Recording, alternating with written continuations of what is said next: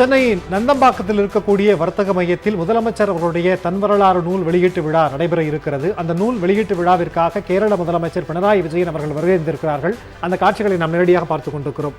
வருகை இருந்திருக்கக்கூடிய கேரள முதலமைச்சர் பினராயி அவர்களை நம்முடைய முதலமைச்சர் அவர்கள் வரவேற்ற அந்த காட்சியையும் நாம் பார்த்தோம். உடன் கழகத்தினுடைய மூத்த முன்னோடிகள் எல்லாம் நின்று கொண்டிருக்கிறார்கள். அவர்களும் அவர்களை வரவேற்று மேடைக்கு அழைத்துச் செல்லக்கூடிய அந்த காட்சிகளை நாம் நேரடியாக பார்த்துக் கொண்டே இருக்கிறோம். முதலமைச்சர் அவர்கள் தன்னுடைய வாழ்க்கையினுடைய முதல் 23 ஆண்டுகால இந்த அனுபவங்களை, வாழ்க்கையில் நடந்ததை உங்களில் ஒருவன் என்கிற அந்த தலைப்பின் கீழ் அவர் எழுதியிருக்கிறார். இந்த உங்களில் ஒருவன் என்கிற அந்த தலைப்பு என்பதே உணர்வுபூர்வமான ஒன்று. எப்படி முத்தமிழறிஞர் கலைஞர் அவர்கள் உடன்பிறப்புகளே என்று தன்னுடைய உடன்பிறவா சகோதரர்களுக்கு கடிதம் எழுதுவாரோ, அந்த வகையில் முதலமைச்சர் அவர்கள் உங்களில் ஒருவன் என்று குறிப்பிட்டு தொண்டர்களுக்கு கடிதம் எழுதுகிற போதும், ஒரு விஷயத்தை தொண்டர்களுக்கு அவர் பகிர்ந்து கொள்கிற போதும் உங்களில் ஒருவன் என்கிற அந்த வார்த்தையை பயன்படுத்துவார். அதையே தலைப்பாக்கி இன்று உணர்வுபூர்வமான ஒரு நிகழ்வாக இந்த புத்தக வெளியீட்டு விழா என்பது நடைபெற இருக்கிறது. ராகுல் காந்தி அவர்களும் இன்னும் சற்று நேரத்தில் வருகை தர இருக்கிறார்கள். அவர்கள் வந்ததற்கு பிறகு இந்த நூல் வெளியீட்டு விழா என்பது துவங்க இருக்கிறது. ஒட்டுமொத்த அரங்கமும் மிகப்பெரிய ஒரு எதிர்பார்ப்போடு, எப்படி இதனில் கலந்து கொள்வதற்கு வாய்ப்பு கிடைக்காமல் தொலைக்காட்சியினுடைய வாயிலாக ஒட்டுமொத்த தொண்டர்கள் பார்த்து கொண்டிருக்கிறார்களோ, அதே எதிர்பார்ப்போடு அவர்களும் பார்த்து கொண்டே இருக்கிறார்கள். முதலமைச்சர் அவர்கள் நேற்றைக்கு எழுதிய அந்த கடிதத்தில் கூட, தொண்டர்களுக்கு எழுதிய அந்த கடிதத்தில் கூட, ஒட்டுமொத்த தொண்டர்களுக்கும் தன்னுடைய உடன்பிறவா சகோதரர்களுக்கும் அந்த இடம் தாங்காது என்கிற அந்த காரணத்தினால் 1500 பேருக்கு மட்டுமே அனுமதி என்கிற ஒரு சூழல் இருந்தாலும் நேரடி ஒளிபரப்பு செய்ய ஏற்பாடு செய்யப்பட்டிருக்கிறது, நீங்கள் கண்டு மகிழலாம் என்று முதலமைச்சர் அவர்கள் சொன்னார்கள். அந்த வகையில் நேரடி ஒளிபரப்பு என்பது செய்யப்பட்டுக் கொண்டே இருக்கிறது. அனைவரும் ஆவலுடன் காத்துக் கொண்டே இருக்கிறார்கள். முதலமைச்சர் அவர்களுடைய இந்த தன் வரலாறு நூலின் மூலமாக முதலமைச்சரை சார்ந்த இந்த வரலாறு என்பதை கடந்து பேரறிஞர் அண்ணாவை பற்றி நாம் அறிந்து கொள்ளலாம். முத்தமிழறிஞர் கலைஞர் அவர்களை பற்றி நாம் அறிந்து கொள்ளலாம். அது மட்டுமல்லாமல் தேசிய தலைவர்கள் பலர் அவர் ஓடி விளையாடிய அந்த கோபாலபுர இல்லத்தில் கால் வைக்காமல் இருந்ததில்லை. அப்போது அவருடைய அணுகுமுறைகள், தேசிய அரசியலில் அவர்கள் செய்த முடிவுகள் உட்பட இந்த நூலில் பல்வேறு விஷயங்களை நாம் அறிந்து கொள்ளலாம் என்பதுதான். நேரடியாக தலைவர் அவரிடம் பேசிவிட மாட்டோமா, அவரை ஒரு நிமிடம் நாம் கூர்ந்து நின்றுவிட மாட்டோமா அவர் அருகிலேயே என்று ஏக்கம் கொண்டு எத்தனையோ உடன்பிறப்புகள் இருப்பார்கள். அவர்கள் எல்லாம் இந்த புத்தகத்தின் மூலமாக தலைவருடனேயே நாம் வாழ்ந்து கொண்டிருக்கிறோம் என்கிற ஒரு அனுபவத்தை நிச்சயமாக தரும். ஏனென்றால் அந்த வகையில் அவர் சிறு வயதிலிருந்து இந்த 23 ஆண்டுகளாக தன்னுடைய வாழ்க்கையில் நடந்து கொண்டிருக்கக்கூடிய நிகழ்வுகளை ஒவ்வொன்றாக அதில் பதிவு செய்து கொண்டிருக்கிறார். மிகப்பெரிய ஒரு எதிர்பார்ப்பை அந்த புத்தகம் ஏற்படுத்தியிருக்கிறது. புத்தகம் என்பதையும் கடந்து தேசிய அரசியலில் மிகப்பெரிய ஒரு எதிர்பார்ப்பையும் ஏற்படுத்தி இருக்கிறது. சமூக நீதி என்பது வேண்டும் என்று ஒட்டுமொத்த இந்தியாவிற்கும் பாடம் சொல்லும் தமிழகத்தினுடைய தற்போதைய முதலமைச்சர் அவர்களும் அதே வழியில் செயல்பட்டுக் கொண்டிருக்கிறார். நீதி கட்சியினுடைய ஆட்சி என்று அவர் அடிக்கடி சொல்வதுண்டு. அந்த வகையில் ஒட்டுமொத்தமாக மக்களினுடைய பார்வையை, இந்திய மக்களுடைய பார்வையை இந்த புத்தக வெளியீட்டு விழா ஈர்த்திருக்கிறது என்று சொன்னால் அது மிகையல்ல.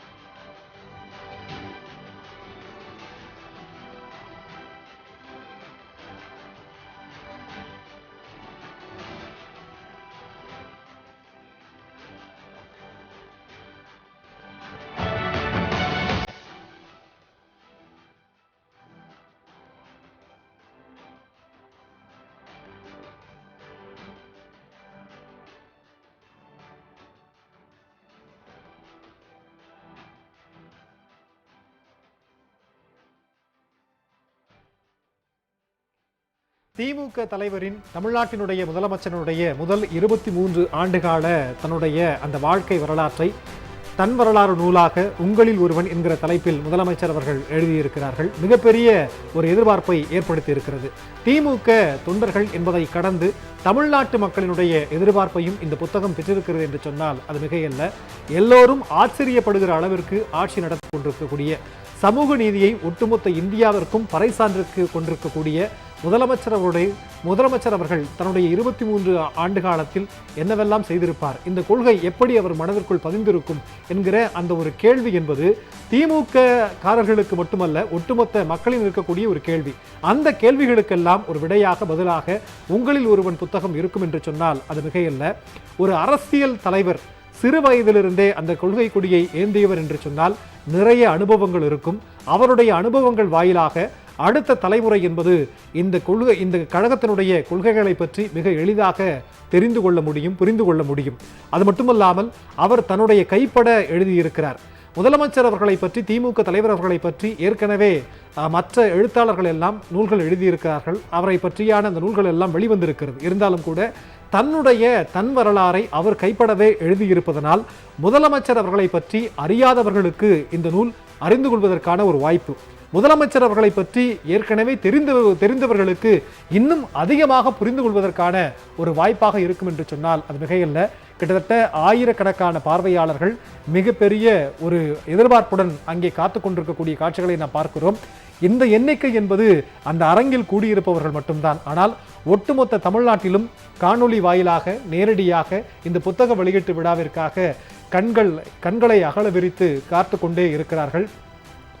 அந்த வகையில் திமுகவினுடைய தொண்டர்கள் இது மட்டுமல்ல, தமிழ்நாட்டினுடைய எதிர்பார்ப்பும் மிக அதிகமாக கொண்டிருக்கிறது. அது மட்டுமல்லாமல் இந்திய அளவிலும் கூட ஒரு மிகப்பெரிய ஒரு எதிர்பார்ப்பாக இருந்து கொண்டிருக்கிறது என்று சொன்னால் அது மிகையில்லை. காரணம், ஒட்டுமொத்த இந்தியாவிற்குமான ஒரு வழிகாட்டியுமாக முதலமைச்சர் அவர்கள் தற்போது ஆட்சி நடத்தி கொண்டிருக்கிறார்.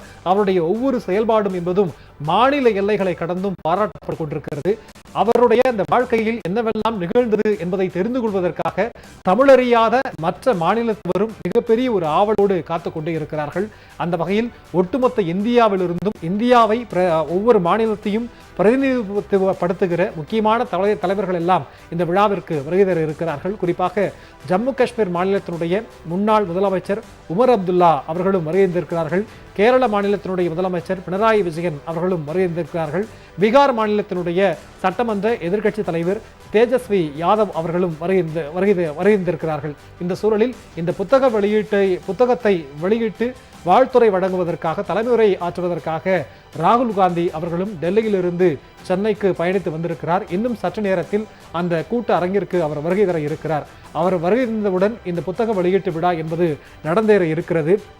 மிகப்பெரிய ஒரு எதிர்பார்ப்பு.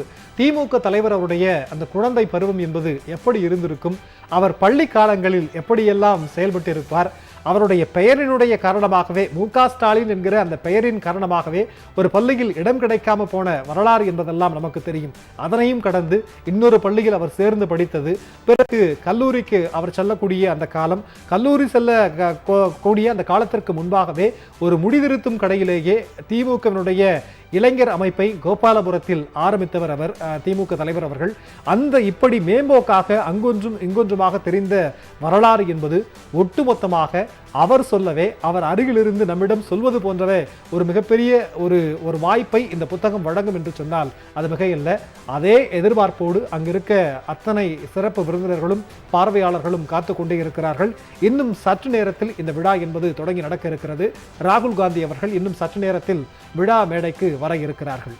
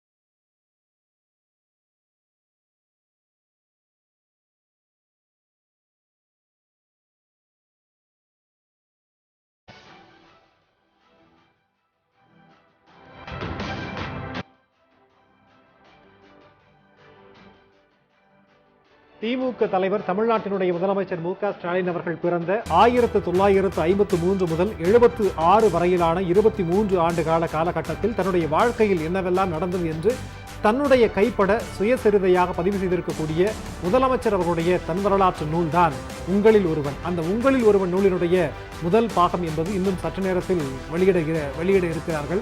ராகுல் காந்தி அவர்களுடைய வருகைக்காக காத்திருக்கிறார்கள். அவர் வந்ததற்கு பிறகு இந்த நிகழ்ச்சி தொடங்க இருக்கிறது. எப்படி முத்தமிழறிஞர் கலைஞர் அவர்கள் 1924, அதாவது அவர் பிறந்த ஆண்டு 1924 முதல் 69 வரை நெஞ்சுக்கு நிதியினுடைய முதல் பாகத்தை பதிவு செய்தாரோ, அவர் முதலமைச்சர் ஆகிற வரை என்கிற ஒரு காலகட்டத்தில் பிரிக்கிறார்.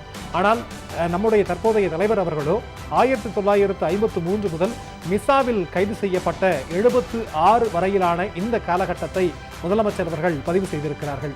மு.க.ஸ்டாலின் அவராக சிறைக்கு செல்கிறார், ஒரு தளபதியாக சிறையிலிருந்து வெளியே வருகிறார் என்றெல்லாம் மூத்த முன்னோடிகள் வழக்கமாக சொல்வது உண்டு. அந்த வகையில் இந்த தேசத்தினுடைய மிகப்பெரிய அடக்குமுறையை எதிர்த்து, விசா என்கிற ஒடுக்குமுறையை எதிர்த்து முதலமைச்சர் அவர்கள் அப்போது சிறை சென்றார்கள். அவரின் மீது ஏகப்பட்ட கீழ்த்தரமான விமர்சனங்கள் எல்லாம் நிறைய வைக்கப்பட்டன. ஆனால் அவர் விசாவில் எப்படியெல்லாம் கைது செய்யப்பட்டார், எவ்வளவு கொடுமைக்கு ஆளாக்கப்பட்டார் என்கிற அந்த விவரங்கள் எல்லாம் இதில் அடங்கி இருக்கிறது. மிகப்பெரிய ஒரு உணர்வுபூர்வமான வரிகளாகவும் வார்த்தைகளாகவும் இதில் இடம்பெற்றிருக்கும் என்று சொன்னால் அது மிகையல்ல. நேர்களே, தற்போது ராகுல் காந்தி அவர்கள் நந்தம்பாக்கத்தில் இருக்கக்கூடிய அந்த வர்த்தக மையத்திற்கு புத்தக வெளியீட்டு விழா நடைபெறக்கூடிய அந்த விழா மையத்திற்கு வருகை தரக்கூடிய காட்சிகளை நாம் நேரடியாக பார்த்துக் கொண்டிருக்கிறோம். மற்ற சிறப்பு விருந்தினர்கள் எல்லாம் ஏற்கனவே வந்து சேர்ந்திருக்கக்கூடிய சூழலில் ராகுல் காந்தி அவர்கள் வருகை தந்திருக்கக்கூடிய அந்த காட்சிகளை நாம் நேரடியாக பார்த்துக் கொண்டே இருக்கிறோம். பாதுகாப்பு வாகனங்கள் புடைசூழ ராகுல் காந்தி அவர்கள் தற்போது சென்னை நந்தம்பாக்கத்தில் இருக்கக்கூடிய புத்தக வெளியீடு விழா நடைபெற இருக்கக்கூடிய வர்த்தக மையத்திற்கு வந்து இறங்கி கொண்டிருக்கிறார். முதலமைச்சர் அவர்கள் அவர்களை வரவேற்கக்கூடிய அந்த காட்சிகளை நாம் நேரடியாக பார்த்து கொண்டு இருக்கிறோம். அரசியல் என்பதையும் கடந்து மிகப்பெரிய ஒரு உணர்வுபூர்வமான ஒரு நட்பு என்பதையும் அவர்களுக்குள் இருப்பதை நாம் சமீப வருடங்களாக நாம் பார்த்து கொண்டு இருக்கிறோம். அந்த வகையில் வந்திருக்கக்கூடிய ராகுல் காந்தி அவர்களை முதலமைச்சர் அவர்கள் வரவேற்று அந்த விழா அரங்கிற்குள் அழைத்து செல்லக்கூடிய காட்சிகளை நாம் நேரடியாக பார்த்து கொண்டே இருக்கிறோம். கழகத்தினுடைய முன்னோடி நிர்வாகிகள், கூட்டணி கட்சியினுடைய தலைவர்கள் எல்லாம் புடைசூழ விழாவினுடைய மேடைக்கு முதலமைச்சர் அவர்களும் ராகுல் காந்தி அவர்களும் செல்லக்கூடிய காட்சிகளை நாம் பார்த்து கொண்டே இருக்கிறோம். முதலமைச்சர் அவர்களை பற்றி இன்னும் முழுமையாக தெரிந்து கொள்வதற்கான ஒரு வாய்ப்பாக இந்த புத்தகம் அமையும். ஏகப்பட்ட கேள்விகள் எல்லோருக்குள்ளும் இருந்திருக்கும். அவர் எப்படி பிறந்த நேரத்தில் இருந்திருப்பார், தந்தையாரோடு எப்படி உறவாடி இருப்பார், இந்த கொள்கை கொடியை பிடித்த காலங்களில் அவருடைய மனது எப்படி இருந்திருக்கும், இந்த மிசாவில் எப்படியெல்லாம் அவர் கைதாகி வதைக்கப்பட்டிருப்பார் என்கிற ஏகப்பட்ட கேள்விகள். அத்தனை கேள்விகளுக்குமான விடையாக உங்களில் ஒருவன் நிச்சயமாக இருக்கும். விழா மேடை ஏறி கொண்டிருக்கிறார்கள். அந்த காட்சிகளை நாம் நேரடியாக பார்த்து கொண்டிருக்கிறோம்.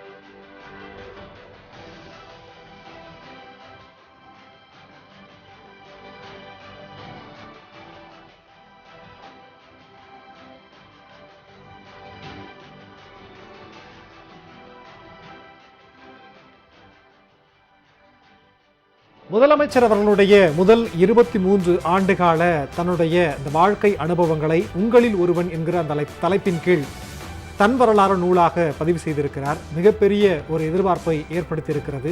தன்னுடைய தலைவரை பற்றி தெரிந்து கொள்வதற்காக திமுக உடன்பிறப்புகளும், தன்னுடைய முதலமைச்சரை பற்றி தெரிந்து கொள்வதற்காக தமிழ்நாட்டு மக்களும், இந்தியாவிற்காகவே வழிகாட்டியாக இருக்கக்கூடிய முதல் முதலமைச்சரை பற்றி அறிந்து கொள்வதற்காக இந்தியாவில் இருக்கக்கூடிய மற்ற மாநில மக்களும் மிக ஆர்வத்துடன் காத்து கொண்டே இருக்கிறார்கள்.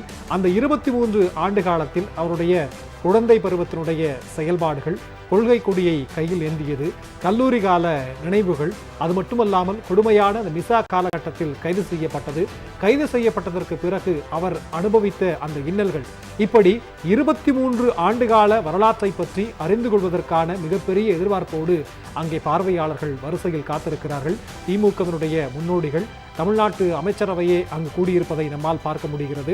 அது மட்டுமல்லாமல் இந்த ஆயிரக்கணக்கானோர் என்பதையும் கடந்து தமிழ்நாட்டினுடைய ஒவ்வொரு பகுதியிலிருந்தும் மக்கள், திமுகவினுடைய உடன்பிறப்புகள் மிக ஆர்வமாக காத்து கொண்டே இருக்கிறார்கள். இந்த விழாவினை நேரடியாக பார்ப்பதற்கு வாய்ப்பு இல்லாத சூழலிலும் கூட நேரடியாக அவர் அருகிலிருந்து அவருடைய வரலாற்றை சொல்வதின் விதமாக அமைந்திருக்கக்கூடிய அந்த புத்தகத்தினுடைய வெளியீட்டு விழாவிற்காக மிக ஆவலோடு அனைவரும் காத்து கொண்டு இருக்கிறார்கள்.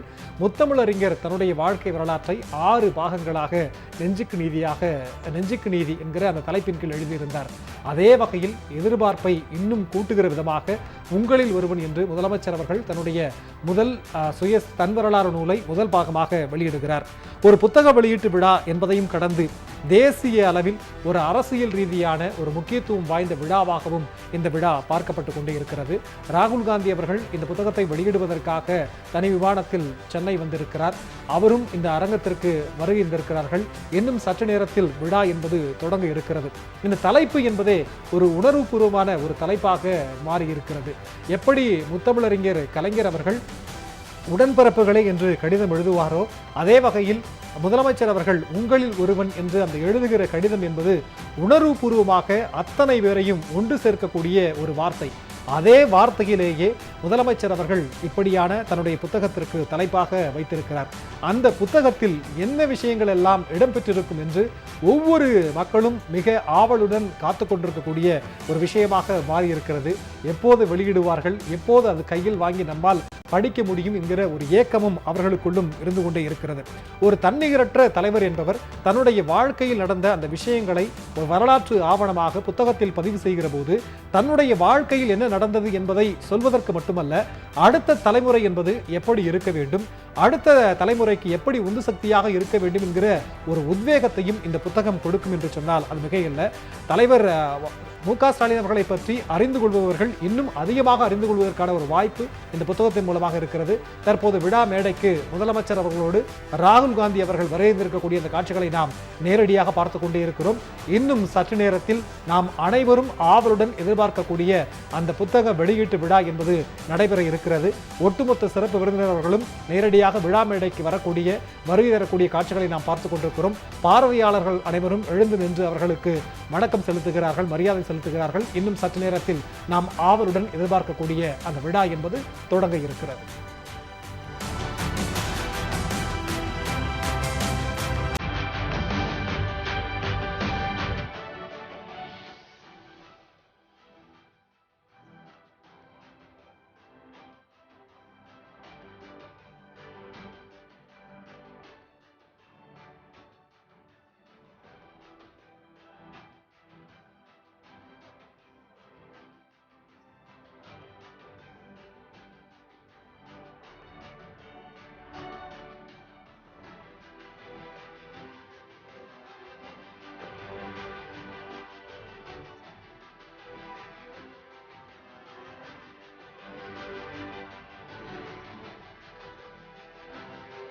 எழுத்தை ஆண்டது மூக்க என்ற 2 எழுத்து. அந்த 2 எழுத்து உருவாக்கிய சாதனை எழுத்துதான் மாண்புமிகு மு.க. ஸ்டாலின் அவர்கள், தாய் தமிழ்நாட்டின் முதலமைச்சர், இந்தியாவிற்கே திசை காட்டும் வழிகாட்டி, திராவிட கொள்கைகளால் நாட்டை வளப்படுத்தும் திராவிட மாடல், திராவிட முன்னேற்ற கழக தலைவரும் மாண்புமிகு தமிழ்நாட்டு முதலமைச்சருமான திரு மு.க. ஸ்டாலின் அவர்கள் எழுதிய உங்களில் ஒருவன் முதல் பாகம் தன் வரலாற்று நூல் வெளியீட்டு விழா இனிதே துவங்குகிறது. இந்த இனிய விழாவிற்கு உங்கள் அனைவரையும் வருக வருக என வரவேற்கிறோம். We welcome this warm gathering who has dedicated themselves to be a part of historical event which celebrates the release of one among us, Ungalil Oruvan, the autobiography of an incomparable leader. தாயை வணங்குதலும் தமிழை வணங்குதலும் ஒன்று. இந்த நிகழ்வு தமிழ்தாய் வாழ்த்துடன் இனிதே துவங்குகிறது.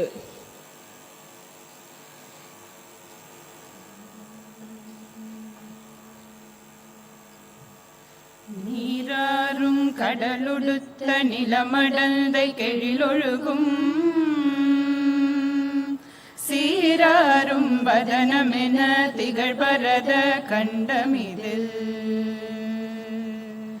தெக்கணமும் அதிர் சிறந்த திராவிடனல் திருநாடும்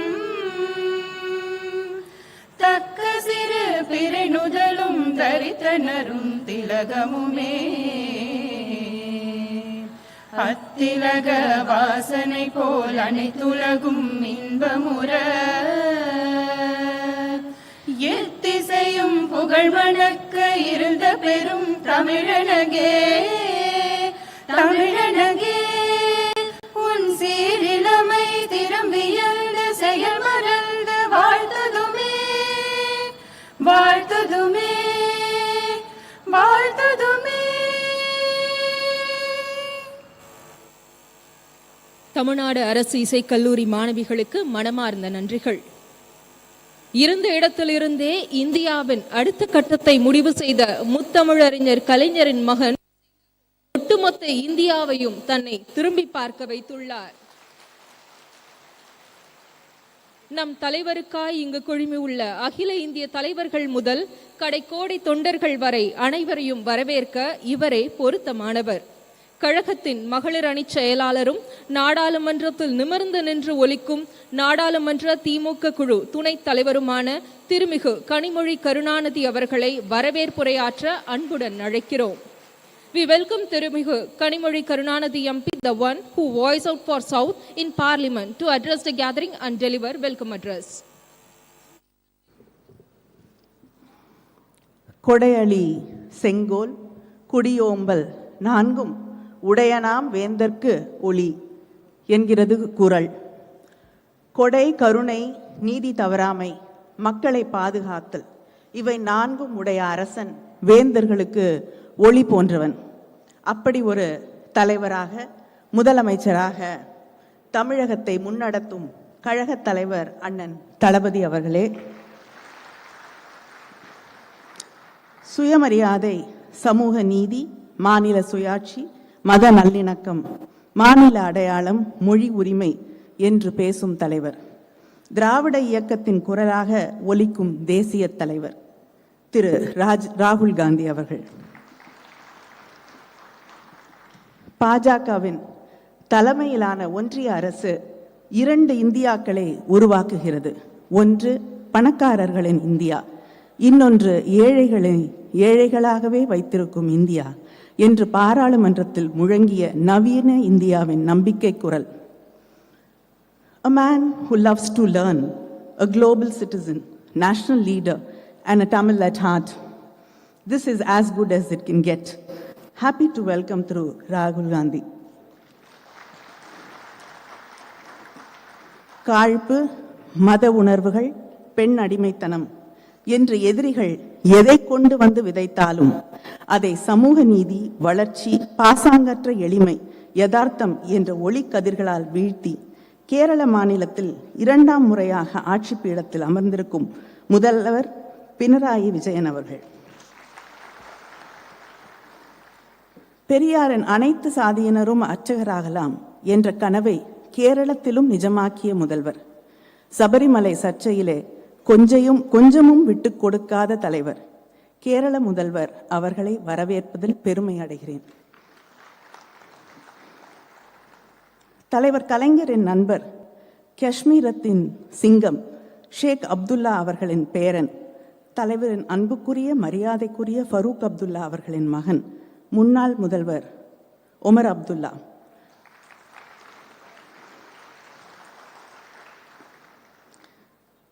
Soft-spoken, but resilience and passion flow through his words. ஒன்றிய அரசு தந்தை மகன் இருவரையும் கைது செய்த போது அதை எதிர்த்து சற்றும் தாமதிக்காமல் குரல் கொடுத்து கண்டித்த முதல்வர் நம்முடைய முதல்வர் தளபதி அவர்கள். A leader who has constantly worked for the unity and rights of the Kashmiri people. He has a vision. It is never about electoral politics, but peace and development. I'm glad to welcome Thiru Omar Abdullah to the book launch. எப்போது சந்திக்க வாய்த்தாலும் என்னுடைய தலைவர் கலைஞர் எப்படி இருக்கிறார், அவர் உங்களுக்கு மட்டும் தலைவர் இல்லை, எங்களுக்கும் சேர்த்துத்தான் என்று அன்போடு சொல்லும் மரியாதைக்குரிய பெரியவர் லாலு பிரசாத் யாதவ் அவர்களின் மகன் தேஜஸ்வி யாதவ்.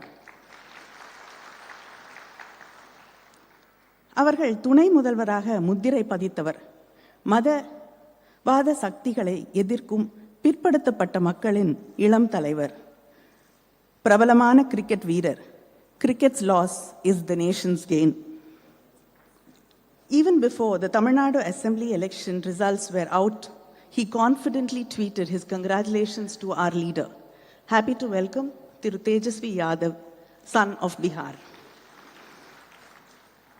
தலைவர் கலைஞரின் பட்டறையிலே கூர்த்தீட்டப்பட்ட ஆயுதம் இன்று தளபதியின் உற்ற துணையாக என்ன தவம் செய்தனையோ உன்னோடு பணியாற்ற என்று அவரை அணைத்து பாராட்டி உரம் கொடுக்கும் கழகத்தின் பொதுச் செயலாளர்.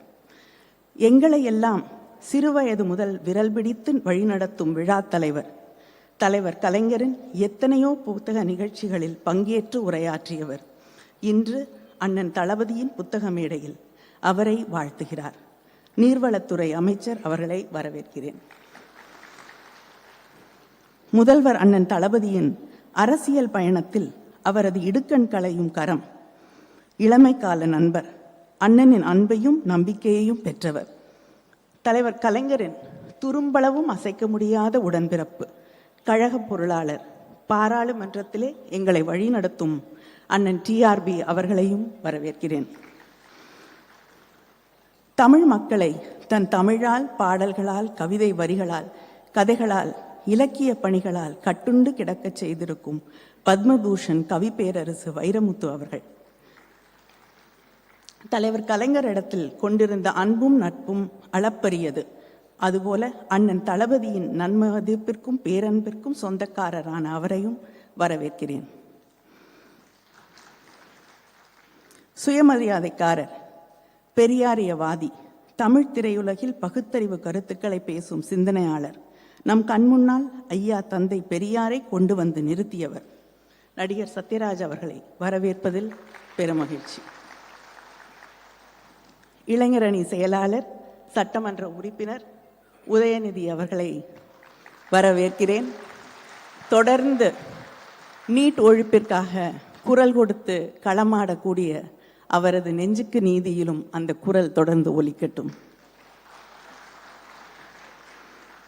புத்தகத்தை அழகாக வடிவமைத்து பதிப்பித்திருக்கிற பூம்புகார் பதிப்பகத்தின் ராஜா சுந்தர் சிங் மற்றும் சாம் பிரசாத் அவர்களையும் நன்றியுடன் வரவேற்கிறேன். உள்ளாட்சியிலும் முதல்வர் தளபதியின் நல்லாட்சியை மலரச் செய்திருக்கும் கழகத்தின் செயல் வீரர்கள், அமைச்சர்கள், மாவட்ட கழக செயலாளர்கள், சார்பு அணிகளின் அமைப்பாளர்கள், நாடாளுமன்ற சட்டமன்ற உறுப்பினர்கள், நகர ஒன்றிய செயலாளர்கள், நிர்வாகிகள், சகோதர சகோதரிகள் அனைவரையும் பெருமையோடு இந்த நிகழ்ச்சிக்கு வரவேற்கிறேன். பதவி ஏற்று 9 மாதங்களில் நாடு புகழும், மக்கள் கொண்டாடும் முதலமைச்சராக, அதே நேரத்தில் உங்களில் நானும் ஒருவன் என்று மக்களின் உணர்வுகளை மதிக்கும் தலைவராக, அவர்கள் கேட்கும் முன்பே மக்களின் தேவையறிந்து செயலாற்றும் தளபதி அவர்கள் இன்று தன் சுயசரிதையின் முதல் பாகத்தை வெளியிடுகிறார்.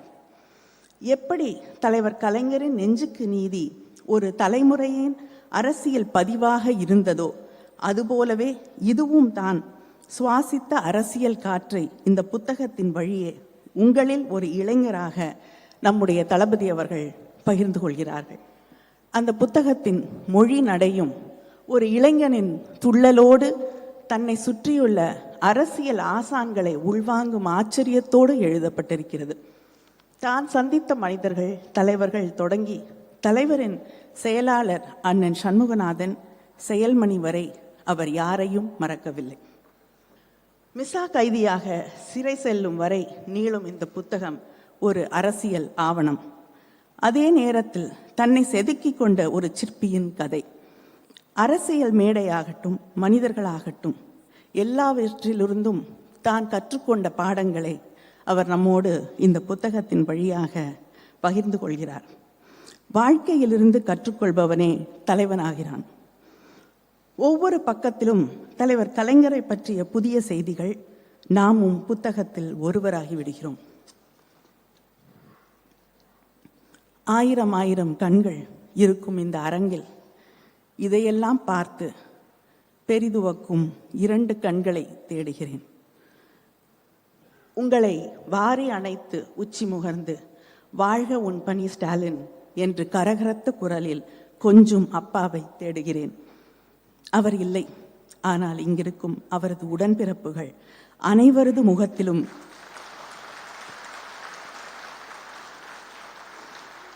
அவர்கள் முகத்தில் இருக்கும் பெருமையிலும் பூரிப்பிலும் பொங்கி வழிகிறது அப்பாவின் அன்பு. இந்த மேடை என்பது ஒரு புத்தக வெளியீடு நிகழ்வு மட்டுமில்லை. இந்த நாட்டை மதவாத சக்திகளிடமிருந்து பாதுகாக்கும் தளபதிகளின் அணிவகுப்பு. ஆனால் இந்த மேடை ட்ரெய்லர் மட்டும்தான், இன்னும் படம் வரும். The leaders on the stage are the standing wall protecting secularism, social justice and federalism against hyperpolarization and fascism. I thank our leader, CM M.K. Stalin, for making this happen. I also welcome all the leaders who are here today for the book launch as a proud sister and a party worker. Thank you.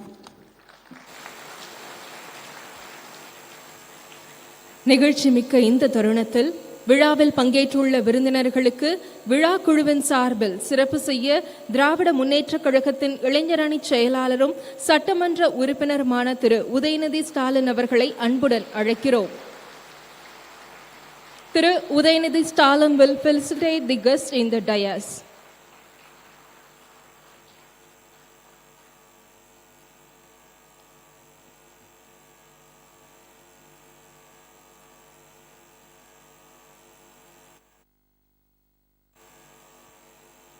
Thiru Udhayanidhi Stalin will felicitate திரு ராகுல் Gandhi MP, Indian National Congress.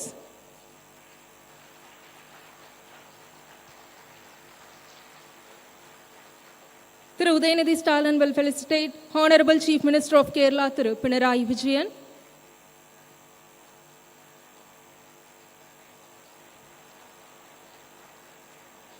Thiru Udhayanidhi Stalin will felicitate Jammu Kashmir's former Chief Minister Thiru Omar Abdullah.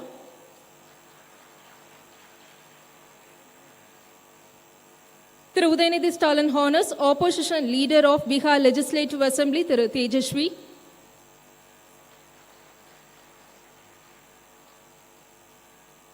மாண்புமிகு அமைச்சர் திரு துரைமுருகன் அவர்களுக்கு உதயநிதி ஸ்டாலின் அவர்கள் சிறப்பு செய்கிறார்.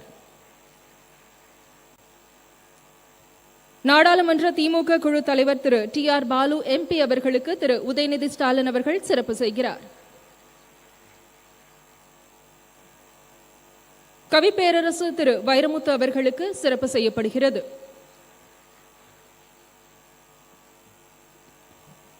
திரு சத்யராஜ் அவர்களுக்கு சிறப்பு செய்யும் நேரம்.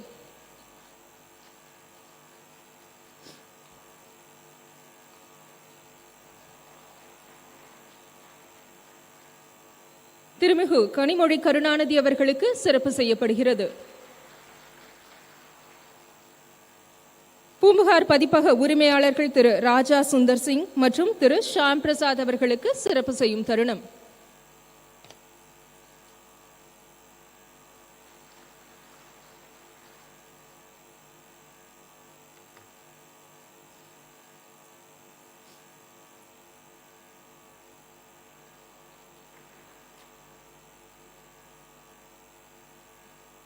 நன்றி. இதோ நாம் ஆவலுடன் எதிர்பார்த்திருந்த அந்த நிமிடங்கள் நிகழப் போகின்றன. தமிழ்நாட்டின் புதிய விடியலை உருவாக்கிய திராவிட சூரியன், கழக தலைவர், நம் மாண்புமிகு தமிழ்நாடு முதலமைச்சரின் தன் வரலாற்று நூலினை வெளியிட இந்திய மக்களின் குரலை எதிரொலிக்கும் மரியாதைக்கு உரிய திரு ராகுல் காந்தி அவர்களை அன்புடன் அழைக்கிறோம். நூலை பெற்றுக்கொள்ள கழகத்தின் பொதுச் செயலாளரும் மாண்புமிகு நீர்வளத்துறை அமைச்சருமான திரு துரைமுருகன் அவர்களை அன்புடன் அழைக்கிறோம்.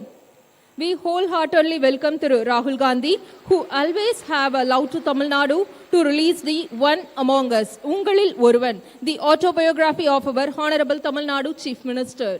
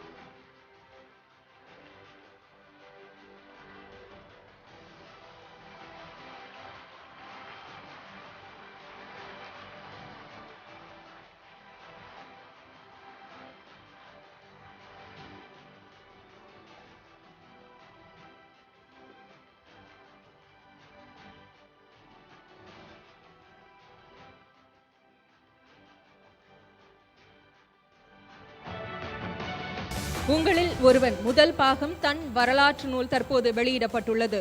இந்த இனிய தருணத்தில் மானமிகு என்று தன்னை அழைப்பதில் எப்போதும் பெருமை கொள்ளும் பகுத்தறிவாளர், வார்த்தைகளுக்கு அரிதாரம் பூசாத திரையுலக கலைஞர் திரு சத்யராஜ் அவர்களை வாழ்த்துரை வழங்க அன்புடன் அழைக்கிறோம்.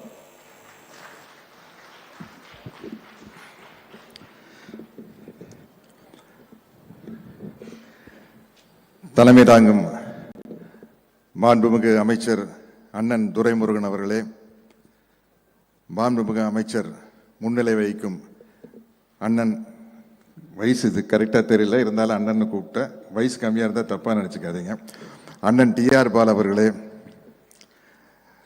மரியாதைக்குரிய காங்கிரஸ் கட்சியின் தலைவர் ராகுல்ஜி அவர்களே,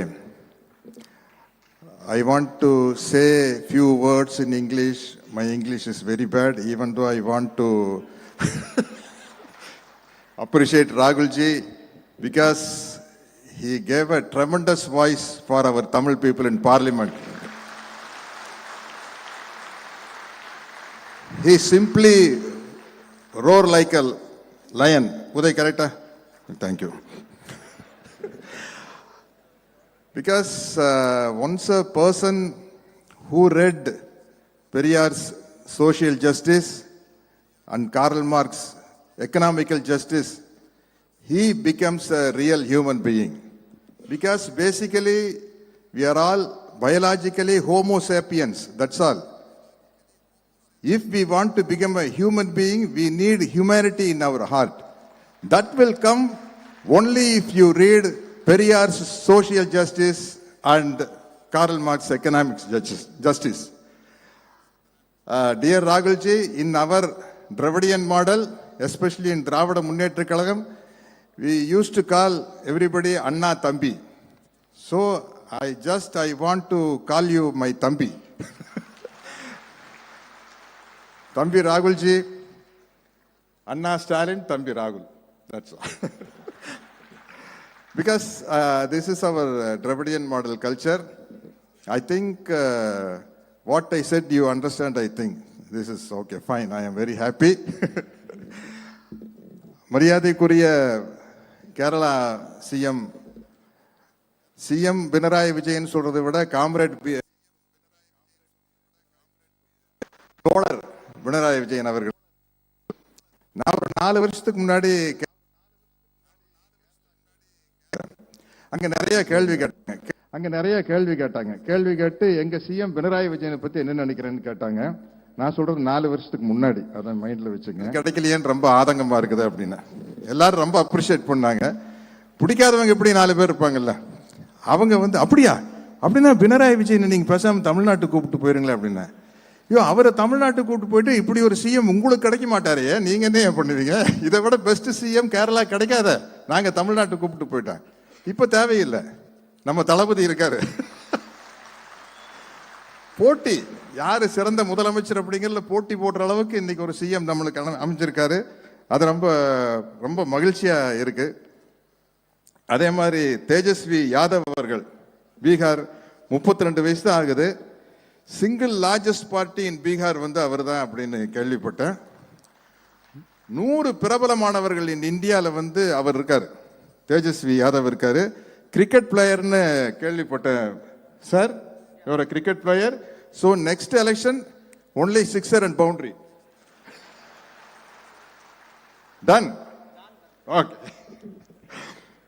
தென் மரியாதைக்குரிய உமர் அப்துல்லா அவர்கள், ஒரு போராட்ட குணம், காஷ்மீர்லேருந்து வந்தாலே அந்த சுயமரியாதை, தன்மானம், போராட்ட குணம் எல்லாம் அவங்களுக்குள்ள இருக்கும். அப்படிப்பட்ட இடத்துல இருக்கிற வந்த உமர் அப்துல்லா அவர்களை நான் வரவேற்கிறேன்.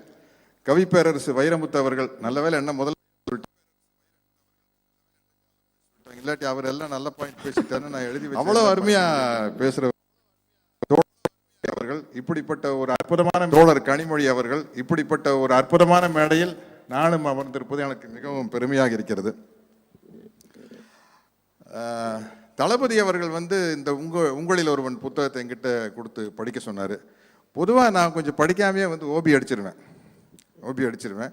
ஆனால் அதை படிக்க ஆரம்பித்தோன்னா முதல் பக்கம் படித்தோடனே அவ்வளோ இன்ட்ரெஸ்டிங்காக இருந்தது. சரி நம்ம குறிப்பெழுத வச்சுட்டு, நல்லா பெரிய பெரிய தலைவர்கள்லாம் வர்றாங்க இந்தியா ஒன்றிய முழுக்க இருந்து, நம்ம ஒழுங்காக பேசணுன்ட்டு குறிப்பெழுத ஆரம்பித்தா அது போயிட்டே இருக்குது. பக்கத்துக்கு பக்கம் நான் ரவுண்டு போடுறேன், டிக் பண்ணுறேன், அது பாட்டுக்கு வளர்ந்துக்கிட்டே இருக்குது. அதனால என்னுடைய ஆர்வத்தின் காரணமாக பேசிகிட்டே இருந்தேன்னா டைம் ஆச்சுன்னா யாராச்சும் வந்து பின்னாடி சட்டையை பிடிச்சி எடுத்துருங்க, போதுப்பா உட்காரு, நிறையா பேர் பேச வேண்டியிருக்குன்னு சொல்லிடலாம். ஏன்னா அந்த அளவுக்கு இன்ட்ரெஸ்டிங்கான விஷயம் இருக்குது. ஓப்பனிங் அந்த சொன்னார் பாருங்க, முத்துவேல் கருணாநிதி ஸ்டாலின் ஆகிய நான், அங்க வந்து தலைவர் கலைஞருடைய முகம் தெரிஞ்சுன்னு சொன்னாரே, எவ்வளவு ஒரு டச்சிங்கான மூமெண்ட்.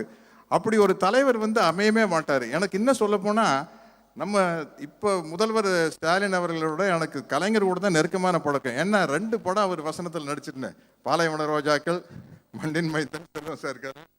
அப்படி ஒரு, அதாவது எப்பவுமே ஒரு குறிப்பிட்ட வயசு வரைக்கும் அப்பாவை வந்து பசங்க கிரேட்டா நினைப்பாங்க. அப்புறம் ஒரு குறிப்பிட்ட வயசுக்கு அப்புறம் நம்ம அப்பா இப்படி பண்ணியிருக்கலாம், அப்படி பண்ணிக்கலாம் அப்படின்னு சொல்லிட்டு குற்றம் காண ஆரம்பிச்சிருவாங்க. ஆனா கடைசி வரைக்கும் அவருடைய தந்தை ஒரு தலைவனாகவே இருந்திருக்கிறார். தந்தை ஒரு தலைவன், நல்ல டைட்டில் இல்லை படத்துக்கு கூட, தந்தை ஒரு தலைவன். அதே ஒவ்வொரு நினைவும் அவர் எழுதும் போது அதுல என்னால கனெக்ட் பண்ணிக்க முடியுது. பராசக்தி ரிலீஸ் ஆனப்போ நடிகர் தலம் சிவாஜி அவர்கள் பேர் வந்து அதுல குணசேகரன் தான். ஊருக்கு ஊர் ஒரு குணசேகரன் இருந்தாங்க அப்படின்னு சொல்லுவாங்க. பிரபு சார் வந்திருக்காரு, அந்த குணசேகரன்களில் நானும் ஒருவன். 1952 தான் பராசக்தி படம் வந்தது. ஆனா பராசக்தி படத்தை நான் 1970 தான் பார்க்குற வாய்ப்பு கிடைச்சது. ஏன்னா நான் பிறந்தது 1954. இடையில அந்த படத்தை ஒரு 8 வருஷம் தடை பண்ணிட்டாங்கன்னு நினைக்கிறேன். அதுக்கப்புறம் வந்து அந்த படம் 100 நாள் ஓடிச்சு.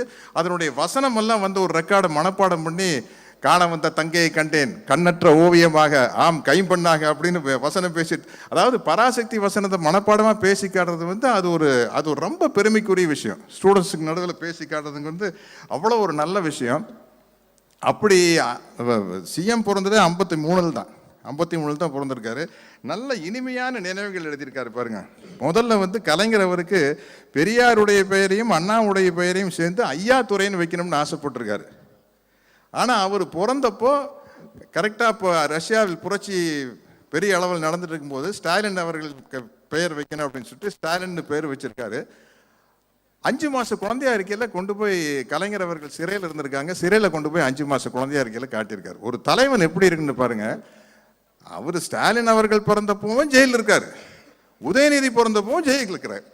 இப்படி ஒரு தலைவன் எங்க நம்ம சில சில பத்திரிகை லாபி வந்து தொடர்ந்து நம்ம திராவிட இயக்க தலைவர்களை வந்து பலவிதமா மட்டம் தட்டி இருக்காங்க. இப்படி ஒரு தியாகம் உள்ள ஒரு தலைவன் யாருக்கு கிடைப்பான்? யோசிச்சு பாருங்க. பையன் பிறக்கிறப்பவும் ஜெயிலில், பேரன் பிறக்கிறப்பவும் ஜெயிலில். அதாவது இதெல்லாம் சொல்லிட்டு ஒவ்வொன்று. அப்புறம் வந்து இது அங்கே டால்மியாபுரம் போராட்டத்தில் தண்டவாளத்தில் தலை வச்சு படுத்திருக்காரு. அப்போ ரயில் உங்கள் மேலே ஏறுனா என்ன நடக்கும் தெரியுமான்னு கேட்குறாரு போலீஸ் ஆஃபீஸரு. அவர் கலைஞர் பதில் சொல்றாரு, ரயில் எங்கள் மீது ஏறினால் உடையும் எலும்பு சத்தம் டெல்லிக்கு கேட்கும் அப்படிங்கிறாரு. என்ன தைரியங்க! ரியல் ஹீரோ இன் லைஃப்னா அது வந்து கலைஞர் தான். 6 மாத கடுங்காவல் என்று கவலைப்படாமல் அங்க ஜெயில போய் பகுத்தறிவை பரப்பியிருக்காரு. உள்ள ஜெயிலில் இருக்கும்போது 6 மாத கடுங்காவல்னு கவலைப்படாம பட்டிமன்றம், பேச்சு போட்டி, நாடகம், சிறையை சீர்திருத்தம் செய்வது கடமை தவறாத மாவீரர் அப்படி இருந்திருக்காரு. அதாவது சிறைச்சாலையும் ஒண்ணுதான், சட்டசபையும் ஒண்ணுதான். அவரை பொறுத்த வரைக்கும் எதுக்குமே ஒரு தயங்காத ஒரு மனுஷன் தான் வந்து தலைவர் கலைஞர் அவர்கள் தான். இந்த உங்களில் ஒருவன் படுக்கையில நான் வந்து இவர் என்ன சகோதரர் ஸ்டாலின் அவர்கள் அவர் வரலாறு எழுதுறாரா, தலைவர் கலைஞருடைய வரலாறு எழுதுறாரான்னு சந்தேகம் வர்ற அளவுக்கு கலைஞரை பற்றியே எழுதிக்கிட்டு வர்றாரு. பின்னாடி வந்து வந்து வந்து தான் அவரது உள்ள வருது. ஏன்னா அப்படிப்பட்ட ஒரு தியாக தலைவனுக்கு மகனாக பிறந்து, அது எனக்கு இன்னொன்று ரொம்ப பிடிச்ச விஷயம். அஞ்சுகம் அம்மையார் வந்து அவர் வந்து அவர் ஸ்டாலின் வராதாமா, தாலின் தான் கூப்பிடுவார். பொதுவாக வந்து நம்ம ஊர் பெரியவங்களுக்கு வந்து இந்த இஸ்ஸு வராது. ஜா, ஷா, ஹா, இஸ்ஸு அதெல்லாம் வராது. அதனால் ஸ்டாலின்னு கூப்பிட மாட்டாங்க. அது வந்து படிக்கிறதுக்கே ரொம்ப விறுவிறுப்பாக இருக்குது. ஒரு ட்ரையாக இல்லாமல் ரொம்ப கலகலப்பாக படிக்க சிரிக்க முடியுது, உணர்ச்சி வசப்பட முடியுது, ரசிக்க முடியுது. அப்புறம் நான் வந்து திருக்குவளை வீட்டை பற்றி எழுதியிருக்காங்க, ரத்தத்தாலும் உணர்வாலும் கட்டப்பட்டது அப்படின்னு. நிச்சயமாக நான் அந்த பக்கம் போகும்போது அந்த திருக்குவளை அந்த வீட்டை போய் நான் பார்க்குறேன்னு ஆசைப்படுறேன். ஏன்னா அவ்வளவு உணர்ச்சி பொங்க அந்த வீட்டை பற்றி எழுதியிருக்காங்க. அப்போவுமே நம்ம நேட்டிவ் பிளேஸில் இருக்கிற ஒரு வீட்டு மேலே நம்மளுக்கு அப்படி ஒரு பாசம் இருக்கும். அதே மாதிரி தாத்தா முத்துவேல் அவர்களை பற்றி எழுதியிருக்காங்க. புலவர், பாடுவார், வைத்தியம் தெரியும், விவசாய வேலை தெரியும், சமஸ்கிருதம் நல்லா தெரியும்னு எழுதியிருக்காங்க. பேசாமல் அவர் மெடிக்கல் காலேஜில் சேர்ந்து டாக்டர் ஆகிருக்கலாம். ஏன்னா அப்போல்லாம் மெடிக்கல் காலேஜில் சேர்றதுக்கு வந்து சமஸ்கிருதம் தெரிஞ்சால் தான் சேர முறைன்னு ஒரு ஐட்டம் வச்சுருக்காங்க. ஏன்? அதுக்கு தான். மெடிக்கல் காலேஜுக்கு சமஸ்கிருதத்துக்கு என்ன சம்பந்தம்? ஆனால் சமஸ்கிருதம் தெரிஞ்சால் தான் மெடிக்கல் காலேஜில் சேர முடியுமாமா. ஏன் அப்படின்னா நம்மெல்லாம் யாரும் சேரக்கூடாது. சிம்பிளாக தான். எவ்வளவு நேக்கா அடிக்கிறாங்க பாருங்க.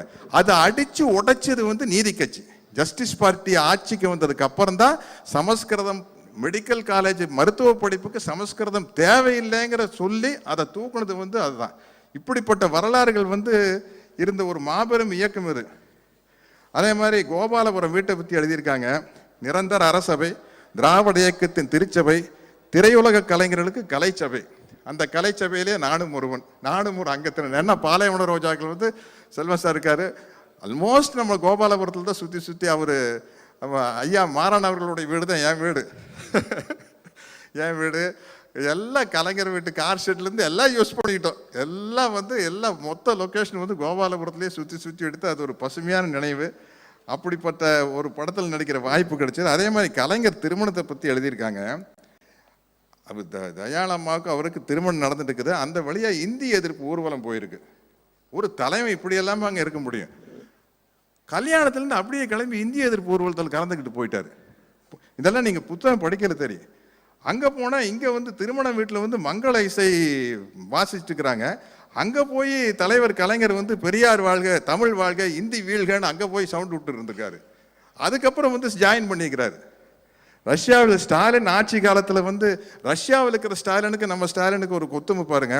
ரஷ்யாவில் ஸ்டாலின் ஆட்சி காலத்தில் ஆட்சியிலிருந்து மதம் விலக்கப்பட்டது. அந்த ஸ்டாலினும் அப்படித்தான் இருந்திருக்காரு, இந்த ஸ்டாலினும் அப்படித்தான் இருந்திருக்காரு. அவரும் ஒரு இரும்பு மனிதர், இவரும் ஒரு இரும்பு மனிதராக இருந்திருக்காரு. அவருடைய ஸ்டாலினுங்கிற பேருக்கு ஸ்கூலில் இடம் கிடைக்கலன்னு போட்டிருக்காரு. அந்த பேருக்கே இடம் கிடைக்கல. அதுக்காக பேரை மாற்றிக்க முடியாது, எனக்கு ஸ்கூலை வேண்டாம் மாற்றுங்கன்னு சொல்லியிருக்காங்க. அப்புறம் அந்த ஸ்கூலில் படிக்கிற காலத்திலேயே அந்த ஸ்கூல் வாசல் வரைக்கும் பஸ்ஸு போகிறதுக்கு ஏற்பாடு பண்ணியிருக்காரு. நான் காலேஜில் படிச்சுட்டு இருந்தப்போ என்ன பண்ணேன்னு எனக்கு தெரியாது. மேடை நாகரிகம் கருதி அதையெல்லாம் இங்கே பேச முடியாது. இதே சும்மா ஜாலியாக சுற்றிட்டு இருந்திருக்கிறேன். ஆனால் அவர் அண்ணாவினுடைய முக்கியமான விஷயமே மக்களிடம் செல், மக்களோடு வாழ். அதுதான். அதை தவறாமல் கடைப்பிடிச்சிருக்காரு ஸ்டாலின் அவர்கள். அப்புறம் ஒவ்வொரு விஷயம் அவர் முரசே முழங்குன்னு ஒரு நாடகம் போட்டிருக்காரு. அதை புரட்சி தலைவர் எம்ஜிஆர் அவர்கள் மேடையில் தரையில் உட்காந்து பார்த்துருக்காரு. இவர் சேரில் உட்காருங்கன்னு இல்லை பின்னாடி இருக்கிறவனுங்கெல்லாம் மறைக்கும், நான் தரையிலே உட்காந்துக்கிறேன்னு சொல்லி முரசே முழங்குற நாடகத்தை பார்த்துருக்காரு. அதே மாதிரி அப்போ தலைவர் சிஎம் இருக்கையிலேயே இளைஞர் அணி கூட்டங்கள் நடக்கிறதுனா பணம் வசூல் பண்ணி தான் நடத்தியிருக்காரு. அதுக்கு நாரோடி மன்னன் படத்தை எடுத்து மார்னிங் ஷோ போட்டிருக்காரு ராம் தியேட்டரில். உடனே நேராக எம்ஜிஆர் சார் ஃபோன் பண்ணி, நீ யாரை கேட்டு நாரோடி மன்னன் கடத்து கொண்டு போய் மார்னிங் ஷோ போட்ட அப்படின்னு சண்டை போட்டிருக்காரு இவர் கூட. இதெல்லாம் இப்படி ஒரு சுவையான நிகழ்ச்சி. சாருன்னு கூப்பிட்டார். மக்கள் தரம் வந்தோடனே வாங்க சார் அப்படின்ட்டு இருக்காரு. நேராக போய் தலைவர் கலைஞர்கிட்ட கம்ப்ளைண்ட் பண்ணியிருக்காரு வாத்தியார், என்ன உங்கள் மகன் என்ன சார் போட்டு கூப்பிட்றான் அப்படின்ட்டு. அதே மாதிரி இன்னொரு நிகழ்ச்சி, அதை என்னால் அனுபவித்து பார்க்க முடியுது. சிவாஜி சார் அப்போ நம்ம ஸ்டாலின் அவர்கள் ஹேர் ஸ்டைல் இப்படி வச்சுருப்பார் போல இருக்கு. அதை 2 கையிலையும் பிடிச்சிட்டு, என்ன தஞ்சாவூர் கோபுரம் மாதிரி இருக்குது உங்கள் ஹேர் ஸ்டைல் அப்படின்னு பிடிச்சி ஆட்டுவாராமா.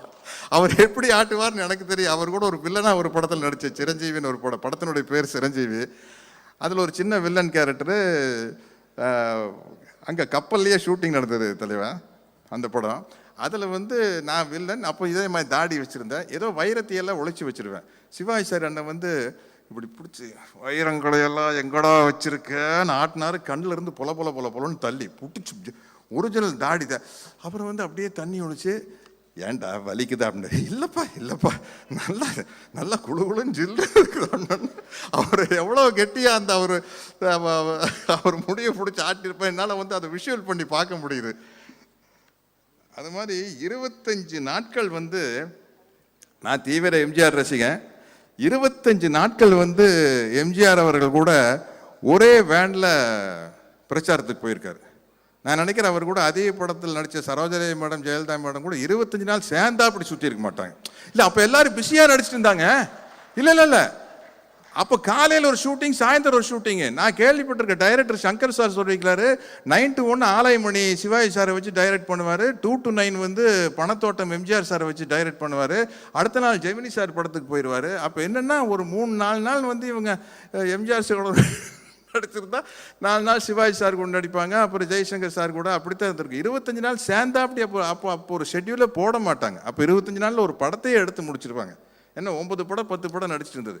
அதனால் தலைவர் கூட மக்கள் தலைவத்து கூட அவருடைய கதாநாயகிகளை விட அதிகமாக சேர்ந்தா அப்படி இருந்தது. அநேகமாக கொஞ்சம் ஜாலியாக பேசினது நல்லா இருக்கு. ஸ்டாலின் சாராக இருப்பார்னு நினைக்கிறேன். அதே மாதிரி புகாரி ஹோட்டலில் போய் ஹிந்தி சாங் கேட்டது. அப்போ ஆராதனா வந்த பீரியடில் பயங்கர ஹிந்தி கிரேஸு. அப்போ இவர் மட்டும் தமிழ் பாட்டு கேட்பார், மற்றவங்கெல்லாம் சுற்றி வரக்கிறவங்கெல்லாம் ஹிந்தி பாட்டு கேட்குறது. அப்போ ராஜேஷ் கண்ணா, அமிதாப் பச்சனோட பீரியடு. அதே மாதிரி கலைஞர் அவர்கள், அது பெரியார் படத்துலேயே இருக்குது. பெரியாருக்கு அரசு மரியாதை கொடுக்க முடியாதுங்கய்யா, அவர் எந்த அரசாங்க பதவியிலையும் இல்லைன்னு சொன்னப்போ, காந்தி எந்த அரசு பணியில் இருந்தார் அப்படின்னு கேட்டு பெரியாருக்கு அரசு மரியாதை கொடுக்க வச்சவர் கலைஞர் அவர்கள்.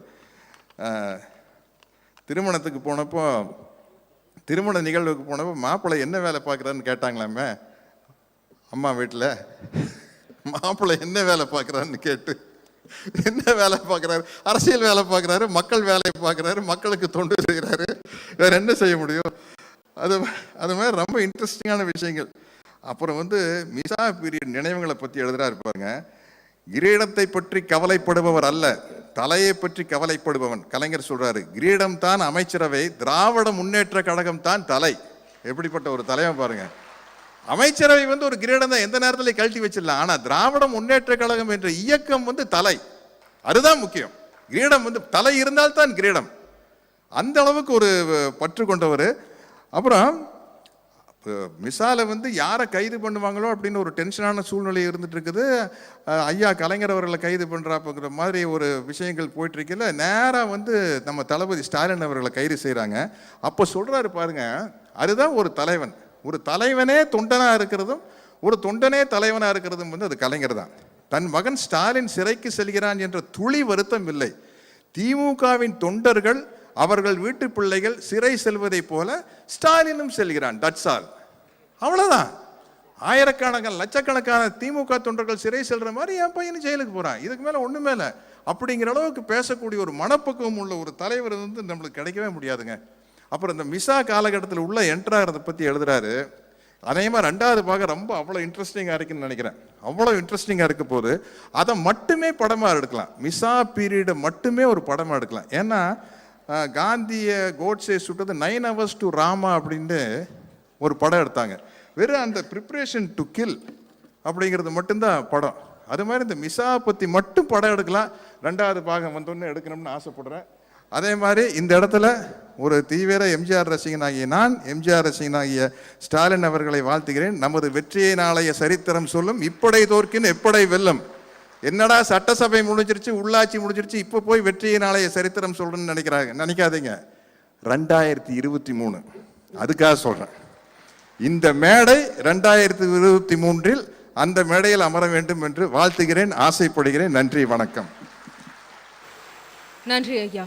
வடக்கே வலுவாய் நின்ற சோசியலிச இயக்கங்களின் வழித்தோன்றல் ராஷ்டிரிய ஜனதா தள தலைவரும் பீகார் சட்டமன்ற எதிர்க்கட்சி தலைவருமான திரு தேஜஸ்வி அவர்களை வரவேற்புரை வழங்க அன்புடன் அழைக்கிறோம்.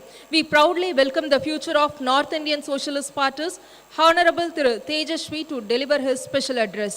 அவரது உரையை மொழிபெயர்க்க பேராசிரியர் திரு அப்துல்லா கான் அவர்களை அழைக்கிறோம். Respected Thiru M.K. Stalin, CM Tamil Nadu, respected Thiru Rahul Gandhi ji, respected Thiru Pinarayi Vijayan ji, Honorable CM of Kerala, respected Shri Omar Abdullah ji, former CM of Jammu and Kashmir, respected Thiru T.R. Balu ji, Member of Parliament, respected Thirumati Kanimoji Karunanidhi ji, Member of Parliament, respected Thiru Durai Murugan ji, respected Thiru Viramuttu ji, respected Thiru Satyaraj ji, media friends, brothers and sisters. It is a great pleasure for me to be present on this happy and important occasion. Every era throws up important leaders and history remembers them in different ways. Thiru M.K. Stalin indeed is part of the great tradition. I am grateful for the changes and continuities he embodies in this great state. We all look with hope at the state of Tamil Nadu for its advances in the arena of social justice, democratic participation, equity, and the fierce self-confidence of the people as well as the current leadership. பெரும் மதிப்புக்குரிய தமிழக முதல்வர் M.K. Stalin அவர்களே, மதிப்புக்குரிய திரு ராகுல் காந்திஜி அவர்களே, மதிப்புக்குரிய பினராயி விஜயன் கேரள மாநிலத்துடைய முதல்வர் அவர்களே, மதிப்புக்குரிய உமர் அப்துல்லா முன்னாள் முதலமைச்சர் ஜம்மு அண்ட் காஷ்மீர் அவர்களே, மதிப்புக்குரிய திரு T.R. பாலு பாராளுமன்ற உறுப்பினர் அவர்களே, மதிப்புக்குரிய திருமதி கனிமொழி கருணாநிதி அவர்களே பாராளுமன்ற உறுப்பினர், மதிப்புக்குரிய திரு துரைமுருகன் அவர்களே, மதிப்புக்குரிய திரு வைரமுத்து அவர்களே, மதிப்புக்குரிய சத்யராஜ் அவர்களே, எல்லோருக்கும் என்னுடைய வணக்கங்கள். எனக்கு இனிமையாக இருக்கின்றது இந்த நேரத்தில் இந்த காலகட்டத்தில் இங்கே இருப்பதற்காக. ஒவ்வொரு காலகட்டத்திலும் வித்தியாசமான சரித்திரம் படைத்தவர்கள் வருகிறார்கள். அந்த வகையிலேயே நம்முடைய தமிழக முதல்வர் மு.க. ஸ்டாலின் அவர்கள் இங்கே அதிகபட்சமான இந்த ட்ரெடிஷன் என்று சொல்லக்கூடிய பாரம்பரியத்தை வைத்துக்கொண்டு இங்கே நடத்தி கொண்டு வருகிறதை நான் பாராட்டுகின்றேன். மேலும் தமிழ்நாடை நாங்களெல்லாம் பார்க்கும் பொழுது ஒரு சமூக நீதி, நியாயம், நீதி, ஒற்றுமை மற்ற எல்லா எனக்கு மிகவும் ஆச்சரியமாகவும் ஆனந்தமாகவும் இருக்கின்றது. இங்கே ஒரு வித்தியாசமான ஒரு சமூகத்தை உருவாக்கி கொண்டு இருக்கிறார்கள். அதனை நான் மிகவும் இங்கே பார்த்து ரசிக்கின்றேன். I learn every day from the proud citizen of the state as to how to exercise one's constitutional rights and duties and pave way for an inclusive and progressive society. Tamil Nadu has been exemplary state in so many ways that it is difficult to list all such instances. However, I will say that Tamil Nadu leaders such as Rajaji, Periyar Ramaswamy, C.N. Anudurai, M. Karunanidhi have had an impact on many pan-Indian progressive movements of youth, students, and working masses. With their ideas and leadership, they not only inspired people, but also gave them conceptual tools to understand their circumstances and struggle against what was unjust and inequitable. Of late, the ideas of development and leadership have been discussed in very narrow terms, but we have learned from Tamil Nadu how to expand the horizon of what it means to be model citizen on a modern state. It includes equality, equity, and justice. It empowers dejected, deprived, and oppressed section of the society. It includes roti, kapra, or makan, food, clothes, and housing. It includes sarak, bijli, or pani, road, electricity, and water. It includes degree, naukri, and Wi-Fi, employment, education, and access to information. It definitely includes all of these elements, but its self-respect and empowerment is missing, then these things are not meaningful. Yes, everybody should have access to them, but nobody should think they are the be-all and end-all of politics. Politics most definitely is about all of these things, but it is also about self-respect, about confidence, about asserting one's place in society. In all of these aspects, we have learned immensely from the progressive and confident people of the state, as well as generation of strong and confident leadership, of which Stalin is sharing example. My father, Sri Lalu Prasad ji, was greatly inspired by the social justice movement of Tamil Nadu and carried the same spirit in our state of Bihar.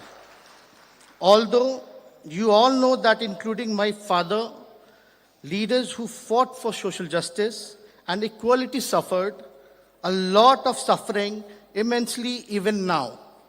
As people say, one of the reasons which makes people like my father and several others suffers is because of the fact important independent institutions are compromised and pressurized to function for political ends.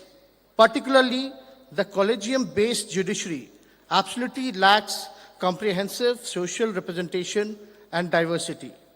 I know several parties which carry the flag of social justice are keen to fight for reservation in judiciary, but it is time to come on street and make sure that it happens soon.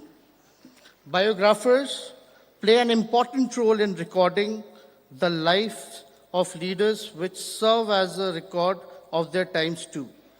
Autobiographies are even more crucial when we learn and close hands the ingredients that go into the making of great leaders and how they shaped their times. Honorable CM M.K. Stalin has continued this reflective tradition of Indian leaders and has taken out time to record his impressions. It is important in this time to learn about the thought process of leaders like Stalin and to really imbibe their philosophy and ideas today. More so than ever, it seems to be the time of image building where leaders are mostly focused on media events and brand building.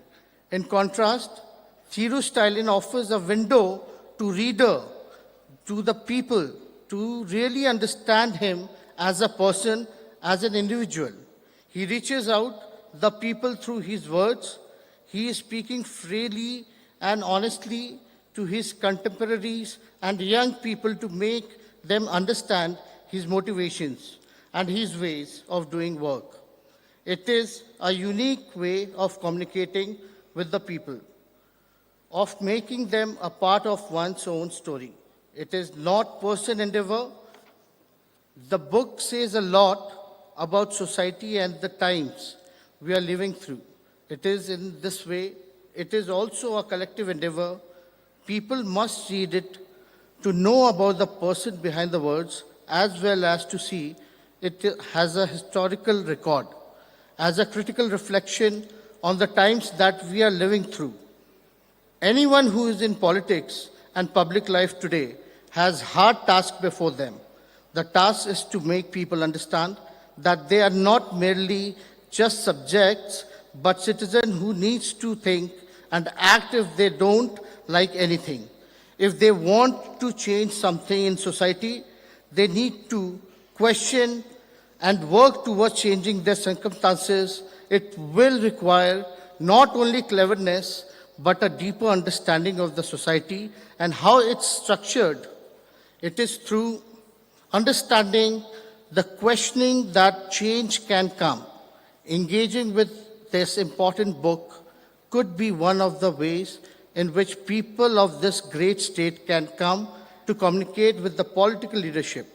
Thiru Stalin knows the pulse of the people, the pulse of the society. He answers questions that people have in their minds. To read this book means to understand his vision, his politics. I would urge everyone to read it and engage with it critically. It is aptly titled, One Among You.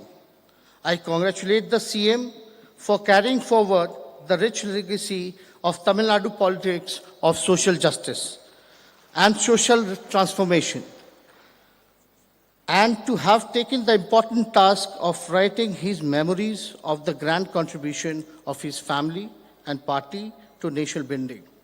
I hope that this book will be widely read, discussed, and commented upon. I read it with much interest and have learned a lot of it about the history, culture, and the politics of the great state.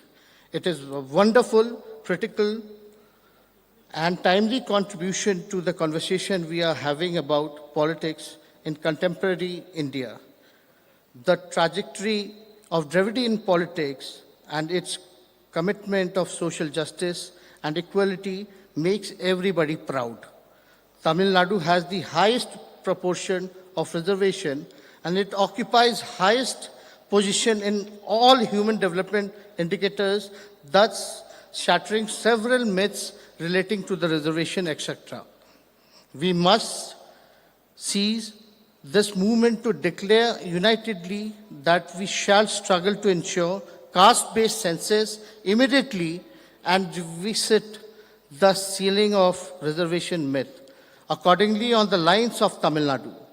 Finally, I take this opportunity to appeal you all that as a nation and as people of this great land, we are witnessing gruesome attacks on the constitutional values of freedom, equality, and justice, more so on social justice.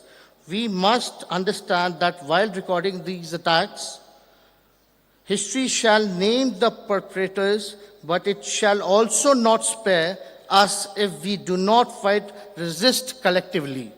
Let us go back from here with this solemn resolve and pledge. Thank you very much. Jai Hind. We wholeheartedly thanking you for your special address, sir. இலக்கிய உலகத்தில் அரை நூற்றாண்டாக சிகரத்தில் வீற்றிருக்கும் திரு கவி பேரரசு அவர்களை வாழ்த்துரை வழங்க அன்புடன் அழைக்கிறோம்.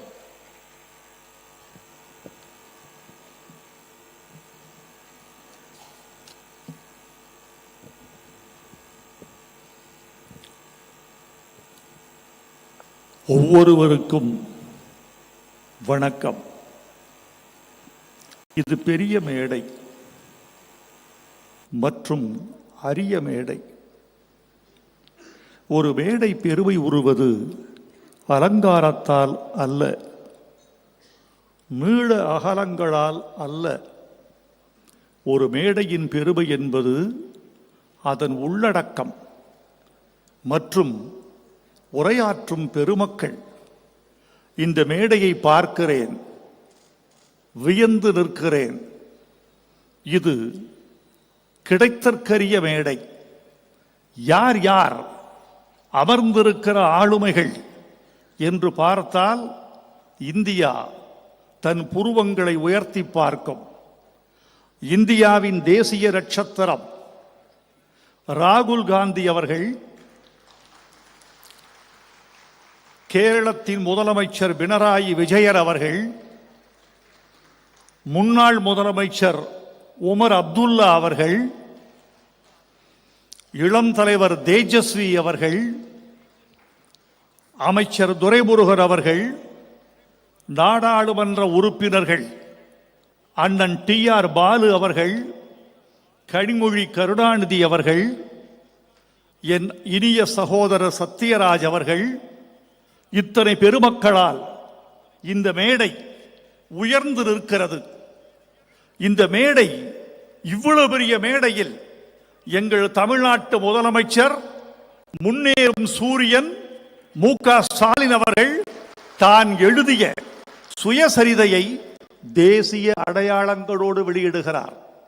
ஒரு மாநிலத்தின் முதலமைச்சர், இந்த மாநிலத்தின் கதை, ஆனால் தேசிய அடையாளத்தோடு வெளியிடுகிறார். இத்தனை பெருமக்களை ஒன்று திரட்டி, நிலாவையும் வானத்து மீனையும் காற்றையும் நேர்பட வைத்தாங்கே, குலாவும் அமுத குழம்பை குடித்தொரு கோல வெறி படைத்தோம், உலாவும் மனச்சிறு புள்ளினை எங்கடும் ஓட்டி மகிழ்ந்திடுவோம் என்று ஒரு மகாகவியன் சொன்னது மாதிரி, நிலாக்களையும் நட்சத்திரங்களையும் ஒரு மேடையில் கூட்டி வைத்திருக்கிறார். எப்படி இந்த ஆளுமை இவருக்கு எப்படி ஏற்பட்டது? இந்த சிந்தனை எப்படி முளைத்தது? இன்று நேற்று வந்த சிந்தனையா? இல்லை. இந்த நூலை படித்தால் எனது இந்த கேள்விக்கு விடை கிடைக்கும். நீங்கள் ஒவ்வொருவரும் இந்த நூலை வாசியுங்கள். இந்த நூலை முழுக்க வாசிக்க முடியவில்லை என்றாலும் முதலமைச்சர் மு.க. ஸ்டாலின் எழுதியிருக்கும் அந்த முன்னுரையை மட்டும் மனப்பாடம் செய்து தமிழ்நாட்டு பேச்சாளர்கள் மேடைகளில் ஒப்புவியுங்கள். இந்த விஷயம் சாதாரணமாக ஒரு நாளில் தோன்றியதல்ல. 1970 பேரறிஞர் அண்ணாவின் பிறந்த நாளை ஒரு இளைஞன் கொண்டாடுகிறார். அந்த மேடைக்கு யார் யார் வர வேண்டும் என்று அந்த இளைஞன் தீர்மானிக்கிறார். தமிழ்நாட்டு முதலமைச்சர் முத்தமிழறிஞர் கலைஞர், ஆந்திராவின் முதலமைச்சர் பிரம்மானந்த ரெட்டி, புதுச்சேரியின் முதலமைச்சர் ஃபாரூக், இந்த 3 பேரையும் ஒன்று கூட்டி ஒரு மேடையில் 3 முதலமைச்சர்களை மொத்தமாக்கி அந்த 17 வயது இளைஞன் விழா நடத்தினார். அந்த 17 வயது இளைஞனுக்கு பெயர் முத்துவேல் கருணாநிதி ஸ்டாலின் என்ற இதே முதலமைச்சர். இவருக்கு பிறவி குணம் செயல்படுவது, சிந்திப்பது, விரிந்து உரையாடுவது, களம் காண்பது என்பதெல்லாம் அவருக்கு பிறந்த குணம், உதிரத்தில் ஊறிய குணம். அண்ணா, பெரியார், கலைஞர் என்ற 3 பேருடைய ஆளுமைகளையும் தனக்குள் வாங்கி நடைபோட வேண்டும் என்ற வேகம் அவருக்கு இருக்கிறது. போதிக்க பிறந்த காலம் முடிந்து சாதிக்க பிறந்த யுகத்துக்கு இந்த 69ஆம் வயதில் மு.க. ஸ்டாலின் அவர்கள் எட்டு வைக்கிறார். கடந்த 9 மாதங்களில் தமிழ்நாட்டை இந்த இந்தியாவே அண்ணாந்து பார்த்து கொண்டிருக்கிறது. எப்படி சாதனைகள் ஒன்றா இரண்டா? அந்த சாதனைகளை சொல்வதற்கு நான் கலைஞரின் ஓமையைத்தான் கடன் வாங்க வேண்டியிருக்கும். முதலமைச்சர் மு.க. ஸ்டாலினின் சாதனைகளை சொல்ல வேண்டும் என்றால் 1000 நாவு படைத்த ஆதிசேஷன் கூட கம்பனிடம் ஒரு நாவை கடன் வாங்க வேண்டியிருக்கும். ஒரு நாள் பார்த்தால் பெண்களுக்கு இலவச பயணம், மறுநாள் பார்த்தால் பெட்ரோல் விலை குறைப்பு, ஒரு நாள் பார்த்தால் 7.5 இடஒதுக்கீடு, மறுநாள் பார்த்தால் இலவச கட்டணம், ஒரு நாள் இந்தியாவிலேயே உயர்ந்த பொருளாதார ஆலோசனை குழு, மறுநாள் ஆலயத்திலே தமிழ், அர்ச்சகர்கள் நியமனம். இப்படி தினந்தோறும் ஒரு புதிய சாதனை. நேற்று ஓடிய தண்ணீர் இன்று ஓடிக்கொண்டிருந்தால் அதன் பெயர் நதி அல்ல. இன்று ஓடுகிற தண்ணீர் புதிதாக இருந்தால்தான் அதற்கு பெயர் நதி. இன்றைக்கு ஒரு சாதனை புதிதாக இருந்தால்தான் அதன் பெயர் அரசு. அந்த அரசு என்ற திட்டத்தை முதல்வர் மு க ஸ்டாலின் அவர்கள் நெஞ்சில் ஏற்றி செயல்படுத்திக் கொண்டிருக்கிறார். இது எப்படி வந்தது? இந்த குணம், இந்த சாதிக்கிற பெருங்குணம் எப்படி வந்தது? எவன் ஒருவனுக்கு கொள்கை பிடிவாதம் இருக்கிறதோ அவனுக்குத்தான் சாதிக்க தெரியும். கொள்கை பிடிவாதம் என்பது ஒரு தமிழச்சியின் கற்பை போன்றது. ஒரு தமிழச்சி தன் கற்பில் எவ்வளவு பிடிவாதமாக இருப்பாளோ, ஒரு தலைவன் தன் கொள்கையில் அப்படி பிடிவாதமாக இருப்பான். அந்த கொள்கை பிடிவாதம் எப்படி வந்தது என்பதை இந்த நூலில் ஒரு சாட்சி கண்டுபிடித்தேன். முதலமைச்சர் அண்ணா 16 வயது இளைஞன். அண்ணா, உங்களுக்கு பாராட்டு விழா எடுக்க வேண்டும் என்று கேட்கிறார். உடல்நலமில்லை தம்பி, போயிட்டு வாங்குறாரு. இல்லை, நான் கேட்கிற தேதியில் நான் கேட்கிற இடத்திற்கு நீங்கள் வந்தால் நான் மகிழ்ச்சி அடைவேன். அப்போது அண்ணா சொன்ன வார்த்தை கல்வெட்டில் பதிக்கப்பட வேண்டிய வார்த்தை. அதைத்தான் என் வாழ்வில் நான் கிடைத்த மிகப்பெரிய பாராட்டு என்று கருதுகிறேன் என்று முதல்வர் மு க ஸ்டாலின் எழுதியிருக்கிறார். அண்ணா சொன்ன வார்த்தை சரியா போச்சு. பிடிவாதத்தில் உங்க அப்பனை விஞ்சி விடுவாய் போல் இருக்கிறதே. இது அண்ணா சொன்னது. அண்ணா சொன்ன அந்த பிடிவாதம் தான், கொள்கை பிடிவாதம் தான் இவரை இந்த உயரத்திற்கு கொண்டு வந்திருக்கிறது என்று நான் நினைக்கிறேன். இன்னொன்று, என்னை போன்றவர்கள் அவரை பக்கத்தில் இருந்து நேசிப்பதற்கும் அவரை மதிப்பதற்கும் இவரை உயர்த்தி பிடிக்க வேண்டும் என்று கருதுவதற்கும் உரிய மிக முக்கியமான காரணம் அவரது மொழிப்பற்று. அந்த மொழிப்பற்று என்பது ஒரு நாளில் இரு நாளில் வந்ததல்ல. அவர் ரத்தத்தில் ஊறிய குணம், இதயத்தின் துடிப்பின் ஓசையில் இருந்த தமிழ் பற்று கேட்டுக்கொண்டே இருக்கிறது. திராவிட இயக்கத்தினுடைய கொள்கைகள் ஒவ்வொரு தலைமுறைக்கும் கடத்தப்பட்டு கொண்டே வருவதற்கு காரணம் கொள்கைதான், கொள்கை பிடிப்பு தான், மொழிப்பற்று தான், சுயமரியாதை தான், பகுத்தறிவு தான். இந்த கொள்கைகளை தாண்டித்தான் ஒரு நூற்றாண்டு பயணிக்கிறது. அவருடைய மொழிப்பற்று சாதாரணம் அல்ல. மீண்டும் நான் அவருடைய நூலுக்குள்ளே ஒரு சாட்சிக்கு போக வேண்டும் என்று விரும்புகிறேன். இங்கே தேசிய தலைவர்களெல்லாம் வந்திருக்கிறார்கள். நாங்கள் மொழியை ஏன் கொண்டாடுகிறோம் என்றால், மொழியை விட மாட்டோம் என்று சொல்கிறோம் என்றால், மொழி எங்களுக்கு வெறும் கருத்து விளக்க கருவி அல்ல. மொழி என்பது எங்களுக்கு ஒரு கருத்து விளக்க கருவி அல்ல. மொழி என்பது எங்களுக்கு எல்லை. மொழி என்பது எங்களுக்கு நாகரிகம். மொழி என்பது எங்கள் அடையாளம்.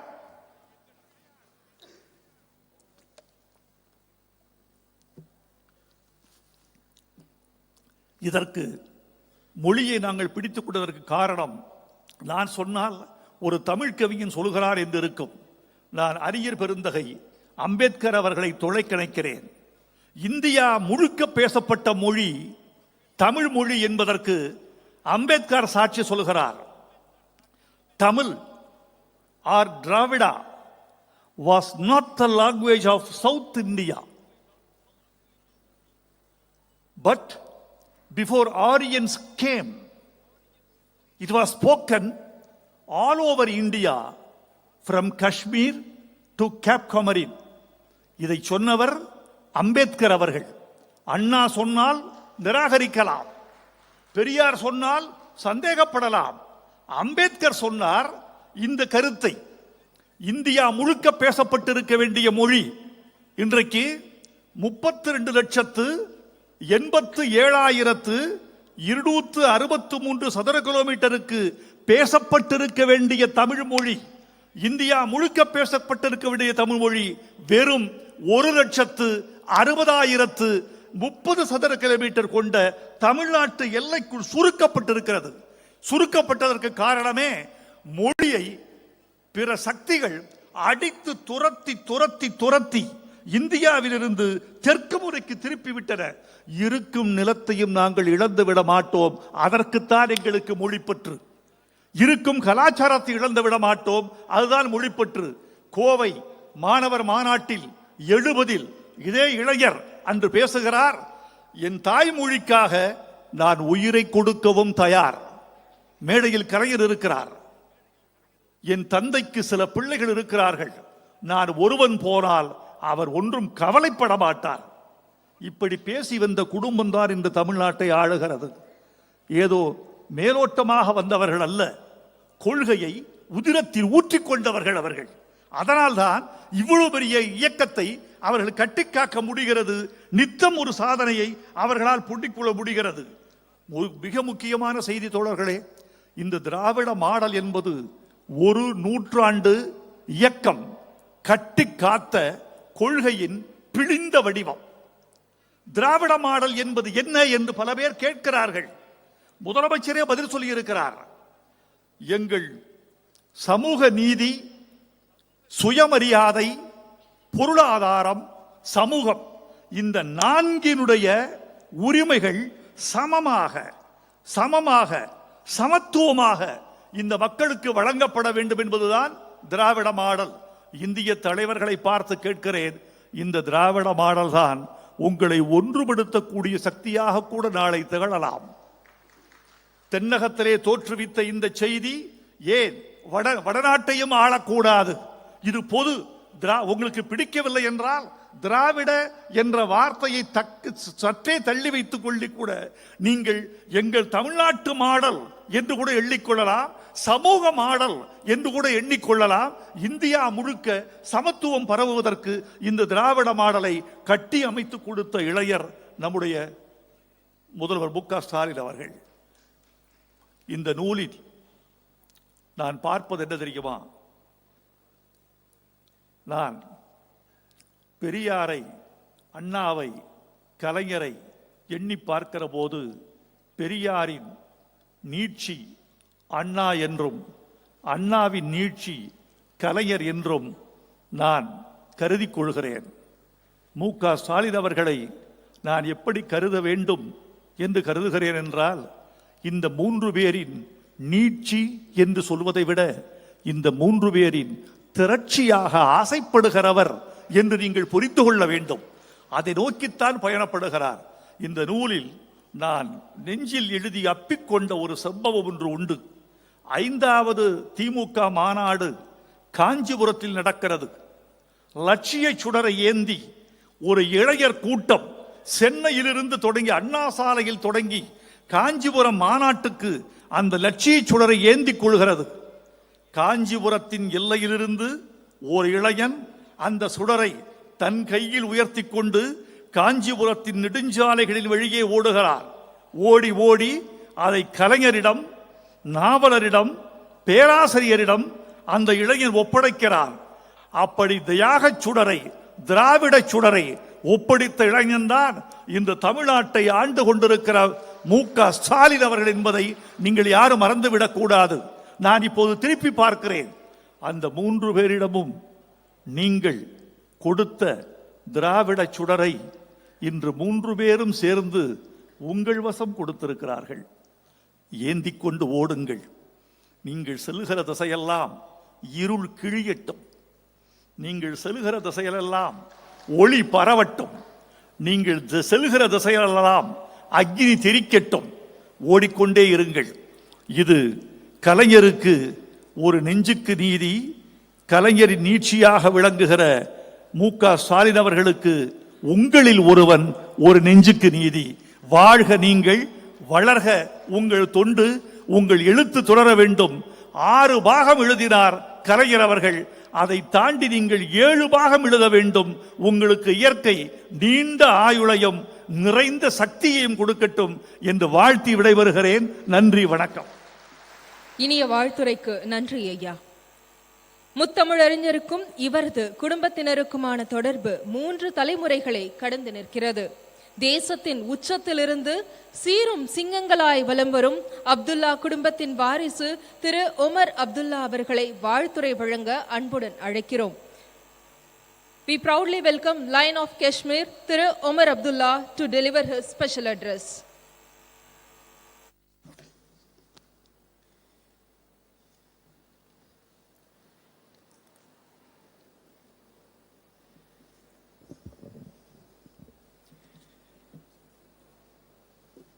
जनाब M.K. स्टालिन जी, जनाब विजयन जी, जनाब Rahul Gandhi ji, Janab Tejasvi Yadav ji, Janab T.R. Balu ji, Janab Durai Murugan ji, Mohtarma Kanimozi Karunanidhi Saiba, dignitaries on the dais, assembled ladies and gentlemen, Vanakkam and Adab.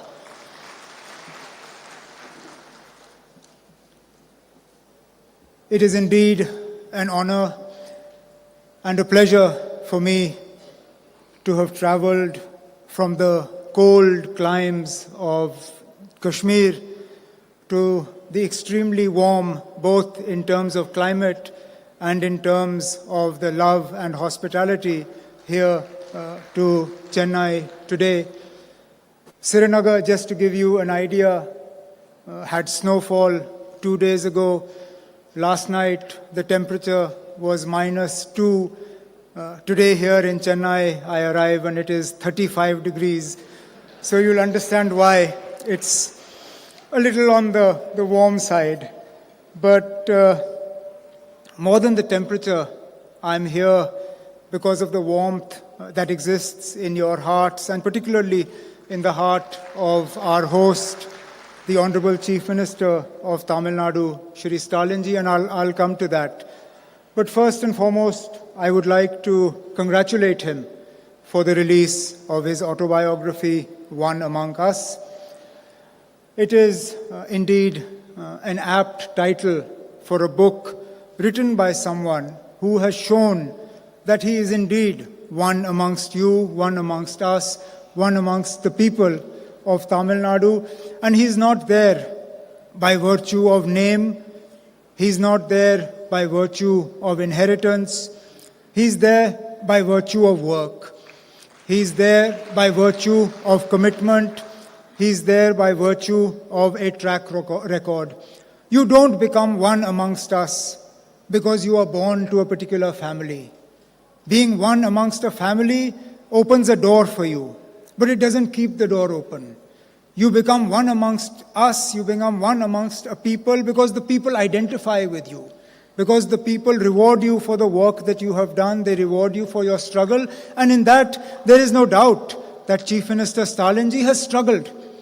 He started, if you go through the book, and I obviously do not understand the language that it is written in, but I have had parts of it explained to me. He started not only at an extremely young age. I thought I and Tejasvi perhaps started early. But in the book I see that the Honorable Chief Minister started at the age of 13, and that too at the very grassroots level in the Assembly constituency, from where he then fought and won his Assembly election. Not only that, he struggled through detention. I have been detained more recently than he was, but 1 year of an unjust detention in jail is also something that adds to that struggle. It adds to building that character. And then, of course, his commitment to social justice, his commitment to empowering the people of Tamil Nadu, to ensuring that development reaches to every corner of his state is perhaps best exemplified and best explained in the recent victory of the party he heads, of the DMK, in the urban local body elections in Tamil Nadu, which the party swept and swept in such a resounding manner that even as far as Jammu and Kashmir, we were reading that the DMK made inroads into parts of Tamil Nadu that traditionally had never voted for the DMK, but voted for the first time, this time for the DMK, looking at the commitment of the party to social justice, to empowering people. And that, I believe, is why when he chooses the title of his book, One Amongst Us, it is not an exaggeration. It is something that the people of Tamil Nadu, through the use of their vote, have shown that yes, he is considered one amongst you, one amongst us, one amongst the people of Tamil Nadu, and therefore I would like to congratulate him for this book and hope that he has a long and successful political career, so that politicians like to write in volumes. We don't like to write just one. So this, I hope, is the first volume, and over the course of a long and illustrious career, we will have many opportunities to release volume 2, volume 3, volume 4, and so on and so forth. So there will be many more volumes of the book. Now I come to another reason why I am here. In times of adversity, one knows who one's friends are. The people of Jammu and Kashmir, myself, my father, we went through a period of adversity that we could have seldom imagined. I don't think any of us thought that we would see what we did on the 5th of August 2019. And that's when we woke up to who our real friends were. Because a lot of people who we thought were friends were silent. A lot of people who we thought would speak up at the unjust way in which Jammu and Kashmir was treated, said nothing. A lot of people who we had great, close personal relations with, not only were silent, but were actually complicit and supportive of what happened on the 5th of August 2019.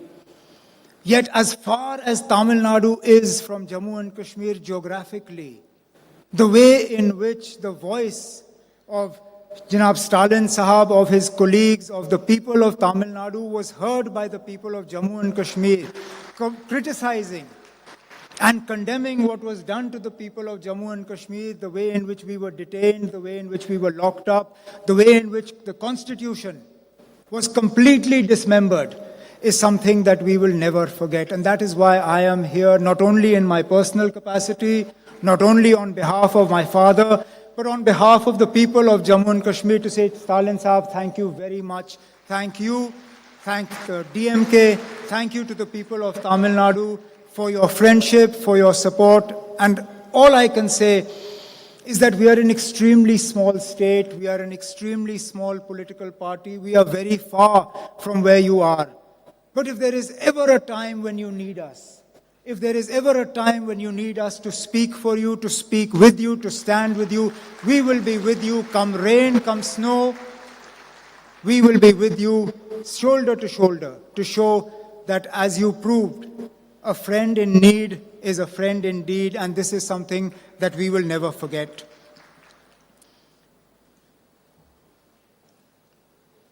Our nation stands at a crucial juncture today. The very idea of what we stand for faces an onslaught. Today we are told that we no longer have a right to choose. That somehow the freedom to choose is not ours to enjoy. Whether it is the freedom to choose whether to follow a religion or not, and if to follow a religion, then how much of it to follow. Even that today must be dictated to us. As an individual, I believe that it was my right to choose. As a Hindu, I should be able to choose whether I want to wear saffron robes or not, whether I want to sport a tilak or not. As a Sikh, I believe that it is my right to choose whether to tie a turban or not. As a Muslim, I believe it is my right to choose whether to wear a cap or sport a beard, or wear a burqa or a or a scarf or a hijab. Because that, as an individual, is between me and my God. Yet for some reason today in this country that we call India, that choice, that freedom is to be denied to us. The freedom to choose what language I wish to speak, whether I wish to speak to my people in Kashmiri, in Urdu, in Hindi, in Tamil, in English. Somehow I am being told that choice, that freedom threatens the idea of India. How I choose to dress, whether I wear a veshti, whether I wear a kurta pajama, whether I wear jeans or a t-shirt, that somehow that choice, that freedom, that offends the idea of India. But to my mind, it is that very freedom, that very choice, that is the idea of India. The diversity of India. The diversity of India, north to south, east to west, that allows me to choose where I live, how I live, what I eat, what religion I follow, what I wear. That is the idea of India. And if that choice is taken away, then that idea of India is being taken away from me. And it is that idea of India that we must protect. India that we must protect.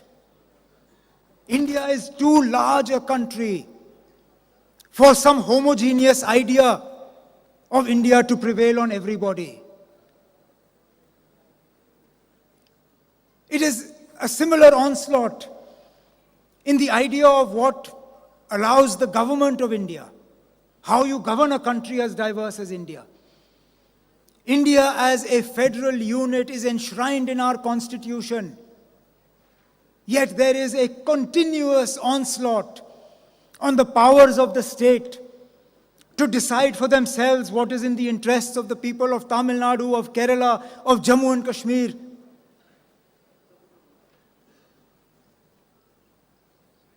If the ideas of the government of India are to succeed, then tomorrow as Chief Minister of Tamil Nadu, Janab Stalin Sahab will not have an ability to choose who his DG or Chief Secretary will be. The Chief Minister of Kerala will be sitting and chairing a cabinet meeting, and suddenly a call from Delhi will come and his Chief Secretary will be removed.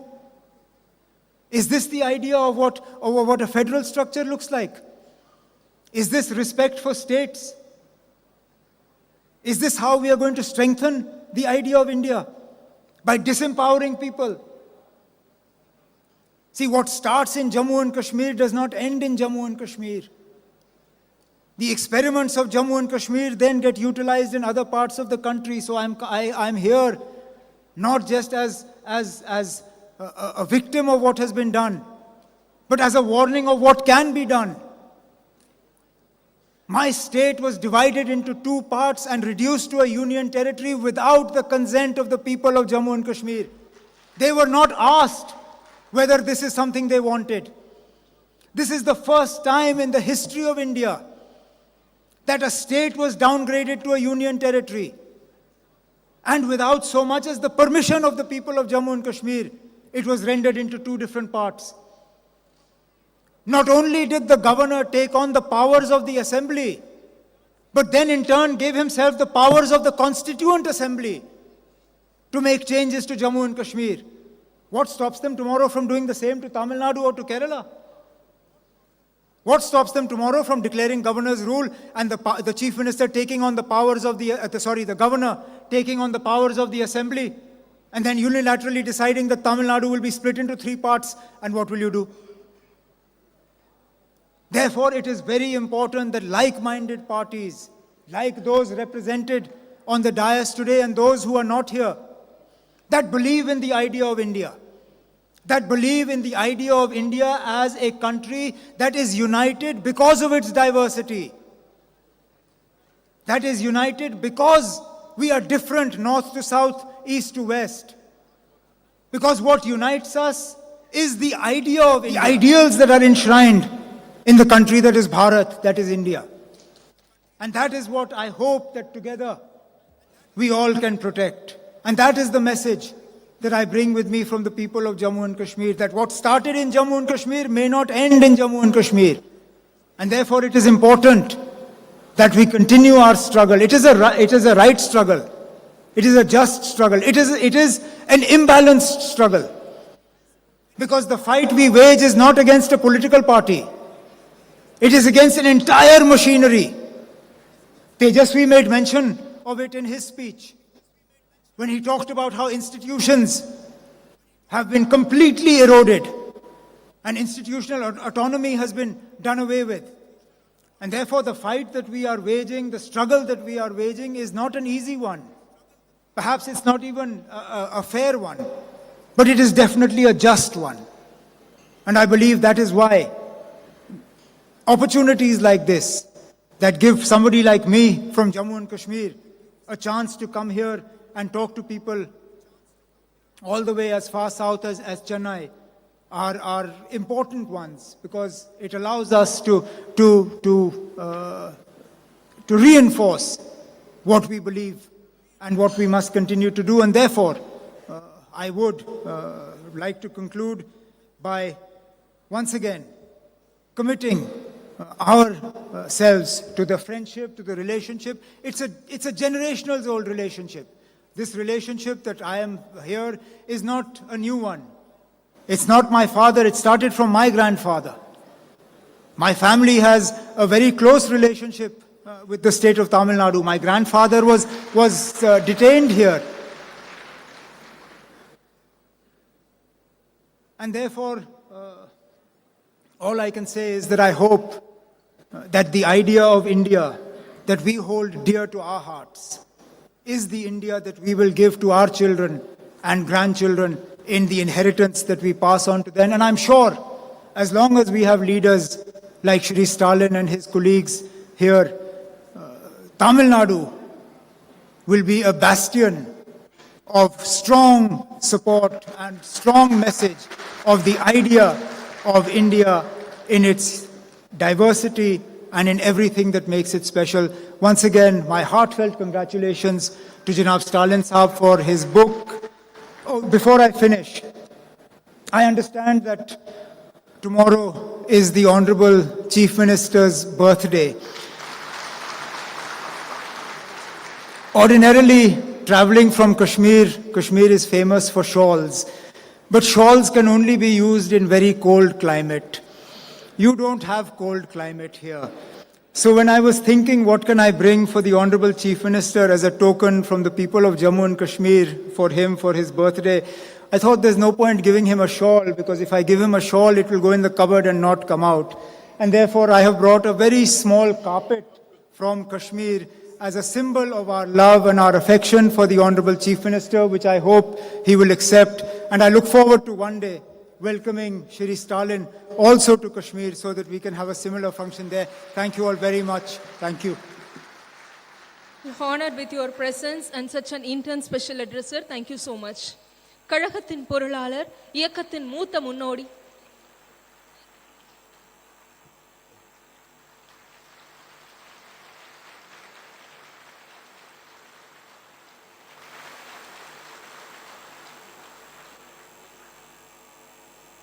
Thank you, sir.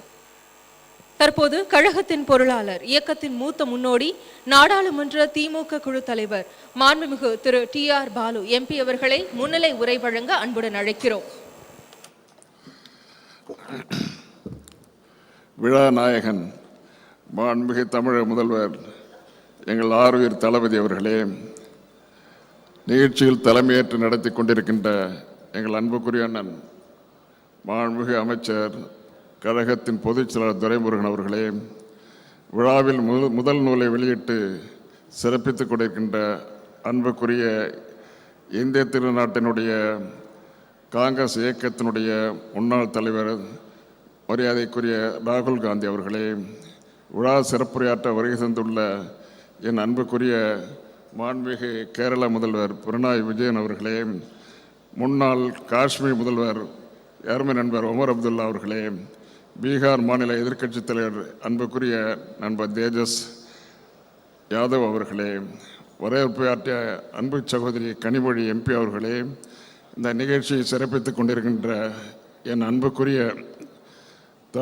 சகோதரி மல்லிகா மாறன் அவர்களே, திருமதி மல்லிகா மாறன் அவர்களே, அன்புக்குரிய அண்ணன் முரசொலி செல்வம் அவர்களே, அன்புக்குரிய சகோதரி துர்கா ஸ்டாலின் அவர்களே, என் ஆரியூர் தம்பி உதயநிதி ஸ்டாலின் அவர்களே, நிகழ்ச்சியிலே கலந்து கொண்டிருக்கின்ற அருமை அண்ணன் வைரமுத்து அவர்களே, அன்புக்குரிய நடிகர் சத்யராஜ் அவர்களே, அனைத்து தோழமை கட்சிகளினுடைய தலைவர்களே, கழக மாவட்ட செயலர்களே, பாராளுமன்ற சட்டமன்ற உறுப்பினர்களே, பெரியவர்களே, தாய்மார்களே, உங்கள் அனைவருக்கும் என்னுடைய பணிவான வணக்கங்களை முதலிலே தெரிவித்துக் கொள்கிறேன். ஒரு நிமிஷம் ஆயிடுச்சு, இன்னும் ஒரு நிமிஷம் தான் இருக்குது. காந்தி கவலைப்படாது, ஒரே ஒரு நிமிஷம் தான் இருக்குது. இந்த ஒரு நிமிடத்தில் என்ன பேசுறது? எனக்கு முன்னாலே பேசிய 2 பேர் பேசினாங்க. இந்திய திருநாட்டிலிருந்த பல்வேறு மாநிலங்களிலிருந்து வந்திருக்கின்ற பீகார் இப்போது இருக்கின்ற எதிர்க்கட்சி தலைவர் தேஜஸ்வி அவர்கள் பேசினார்கள். அதற்கு பிறகு காஷ்மீர் முன்னாள் முதல்வர் ஒமர் அப்துல்லா பேசினார். 2 பேருமே இளம் தலைவர்கள். இந்த 2 தலைவர்களுடைய மனதில் இருக்கின்ற அழுத்தங்கள் எவ்வளவு என்பதை நீங்கள் நன்றாக புரிந்து கொண்டீர்கள். தேஜஸ்வி பேசும்பொழுது கடைசியிலே பேசினார், நான் கவலைப்படுகிறேன், ஒரு கலெக்டிவாக எல்லோரும் ஒற்றுமையாக இருந்து நாம் போரிட தவறி விடுகிறோம் என்று கடைசியிலே முடித்தார். ஒமர் அப்துல்லா பேசின நேரத்தில் சொன்னார், இந்த நாட்டில் இருக்கின்ற எல்லோருக்கும் சுதந்திரம் இல்லை, மத சுதந்திரம் இல்லை, கலாச்சார சுதந்திரம் இல்லை, பண்பாடு சுதந்திரம் இல்லை. என்னுடைய நாடு, என்னுடைய மாநிலம் பிரித்து போடப்படுகிறது. அதற்கு காரணம் இந்த நாட்டில் இருக்கின்ற மிகப்பெரிய பெரும்பான்மை உள்ள மதச்சார்புள்ள மதத்தை வைத்துக் கொண்டு நாட்டை பிரிவினை சக்திகள் இன்றைக்கு கையாண்டு கொண்டிருக்கின்ற நிலையை அவர் தெளிவாக எடுத்து சொல்லிவிட்டு போனார். பாராளுமன்றத்தில் எங்களுடைய அன்பு தலைவர் தளபதி அவர்கள் சொல்லியபடி இவர் என்ன கருத்து சொன்னாரோ அதெல்லாம் எடுத்து சொல்லியாச்சு. யாரும் கேட்க மாட்டாங்க. என்ன கேட்கறது என்ன சான்ஸ் இருக்குது? 303 பேர் இருக்காங்க. இந்த 303 பேர் அவங்கள ஜெயிக்க விட்டது யாரு? இதைத்தான் நான் நிறைய பேச முடியாது. மிகவும் டைம் கன்சென்ட் ரொம்ப அதிகமாக இருக்கு. இந்த ஒரு நிமிஷத்தில் பேச விரும்புகிறேன். என்ன அந்த ஆளுங்கட்சிக்கு என்ன தகுதி இருக்குது, யோக்கியதை இருக்கிறது என்று நீங்கள் கேட்கலாம். 303 பேர் இருக்கிறாங்களே நீங்க சொல்லலாம். ஆனா ஒன்று, இந்த 303க்கு ஒட்டுமொத்தமாக அவங்க பெற்ற வாக்கு எண்ணிக்கை எவ்வளவு, வாக்கு சதவிகிதம் எவ்வளவு? 37%. 37% கொண்ட வாக்குரிமை பெற்றவர்கள் இந்த நாட்டை ஆண்டு கொண்டிருக்கிறார்கள். 303 உறுப்பினர்களை கொண்டு 63% கொண்ட இந்த நாட்டில் இருக்கின்ற எதிர்க்கட்சிகள், இங்கே உட்கார்ந்து இருக்கின்ற எதிர்க்கட்சி தலைவர்களுக்கெல்லாம் சொல்லிக் கொள்ள விரும்புகிறேன், இன்று ஒன்று கூடுகிறீர்கள். தென்னகத்திலே என்னுடைய அன்பு தலைவர் தளபதி அவர்களுடைய முன்னிலையில், அவருடைய தலைமையில் இன்றைக்கு ஒன்று கூடியிருக்கிறீர்களே, இந்த நிலை மேலும் மேலும் அதிகரிக்க வேண்டும். 1996 போல, 2004 போல அன்றைக்கு இருந்த கட்சிகளை விட இன்னும் சில நண்பர்களை சேர்த்து கொண்டு ஒற்றுமையாக நீங்க போரிட்டால்தான் திராவிட மாடல் அரசியல், எங்களுடைய அன்பு தலைவர் தளபதி அவர்கள் இன்றைக்கு முன்மொழிந்திருக்கிறாரே, அந்த திராவிட மாடல் அரசியல், மாநில சுயாட்சி, மதச்சார்பின்மை, இந்த மதச்சார்பையும் மாநில சுயாட்சியும் சமூக நீதியோடு கலந்து எல்லாம் சேர்ந்த கலவை தான் திராவிட மாடல். இந்த திராவிட மாடல் ஐயா வைரமுத்தவங்க சொன்னாங்க, திராவிட மாடல் சொல்லுங்க, எந்த வேணாலும் சொல்லுங்க, ஆனா திராவிட மாடல் சொல்லுங்க, தமிழ்நாட்டு மாடல் எது வேணாலும் சொல்லுங்க. இது தளபதி அவர்களை முன்னிறுத்தி இன்றைக்கு திராவிட மாடல் அரசியல் சமூக நீதியினுடைய தலைவராக சமூக நீதி இயக்கத்தை இன்றைக்கு தோற்றுவித்திருக்கின்ற எங்களுடைய அன்பு தலைவர் தளபதி அவர்கள் தலைமையில் ஒன்று கூட வேண்டும் என்று நான் சொல்லவில்லை. யார் தலைமையில் வேணாலும் கூடுங்க, எல்லோரும் ஒன்னா சேருங்க. நேரடியாக பார்க்கும் போது கட்டிப்பிடித்துக் கொள்கிறோம், வேற்றுமைகளை மறந்து ஒரு கட்டிப்பிடித்து தொழில் கொள்கிறோம். ஆனால் தேர்தல் வந்தால் நெல்லிக்காய் மூட்டை அவுத்து விட்டது போல தனித்தனியாக நின்று கொண்டு இருக்கிறோம். தனித்தனியாக இருக்கின்ற காரணத்தினால் இந்த நாட்டினுடைய வாக்குகள் பிரிந்து போகின்றன, ஒற்றுமை இல்லாமல் போகிறது. எதிர்க்கட்சியில் ஒற்றுமை இல்லாத நிலையில தான் இன்றைக்கு இந்த நிலை உருவாகிறது. இனிமேலாவது நாம் எல்லோரும் ஒன்றாக சேர்ந்து, இன்றைக்கு வந்திருக்கின்ற தமிழகத்தில் இருந்த தலைவர்கள் எல்லோரும் ஒன்றாக சேர்ந்து எப்படியாவது மதவெறியாடி கொண்டிருக்கிற மதத்தை தலைப்பாக வைத்துக் கொண்டு இன்றைக்கு ஆட்டம் போட்டுக் கொண்டிருக்கின்ற இயக்கம் இந்த தடவையோடு முடித்து வைக்கப்பட வேண்டும். இனிமேல் அவர்கள் ஆட்சிக்கு வரக்கூடாது என்றால் அருள் கூர்ந்து எல்லோரும் ஒன்று சேருங்கள். அன்பு தளபதி அவர்களுடைய இந்த விழாவில், அவருடைய பிறந்தநாள் விழாவுக்கு முதலில் நடக்கின்ற இந்த விழாவில், அவருடைய புத்தக வெளியீட்டு விழாவில் அவரை பாராட்டுவது என்பது நான் அப்படி சொல்ல வேண்டிய அவசியமே கிடையாது. அவரை என்னை பிரித்து பார்க்கவே முடியாது. அந்த அளவுக்கு இளம் வயதிலிருந்து வளர்ந்தோம். அதற்கு பிறகு இன்றைக்கு இமாலய அளவுக்கு புகழை சேர்த்திருக்கிறார். இந்த இமாலயத்திற்கு முண்டாசு கட்டுவது என்னால் முடியாது. அவருடைய போக்கு, அவருடைய வாழ்த்து இந்த அனைத்து இந்தியாவில் இருக்கின்றவர்கள் மட்டுமல்ல, அகில உலகத்திலும் இருக்கின்றவர்கள் இன்றைக்கு வாழ்த்து கொண்டிருக்கிறார்கள். அவருடைய புகழ்மலைக்கு நானும் புகழை சேர்த்து அமைகிறேன். வணக்கம், நன்றி. நன்றி ஐயா. கொள்கையிலும் கோட்பாட்டிலும் திராவிட இயக்கத்தோடு ஒத்துசையும் மார்க்சிய இயக்கத்தின் மகத்தான மாண்புமிகு கேரள முதலமைச்சர் திரு பினராயி விஜயன் அவர்களை வாழ்த்துரை வழங்க அன்புடன் அழைக்கிறோம். father of modern Kerala, is here to deliver his special address.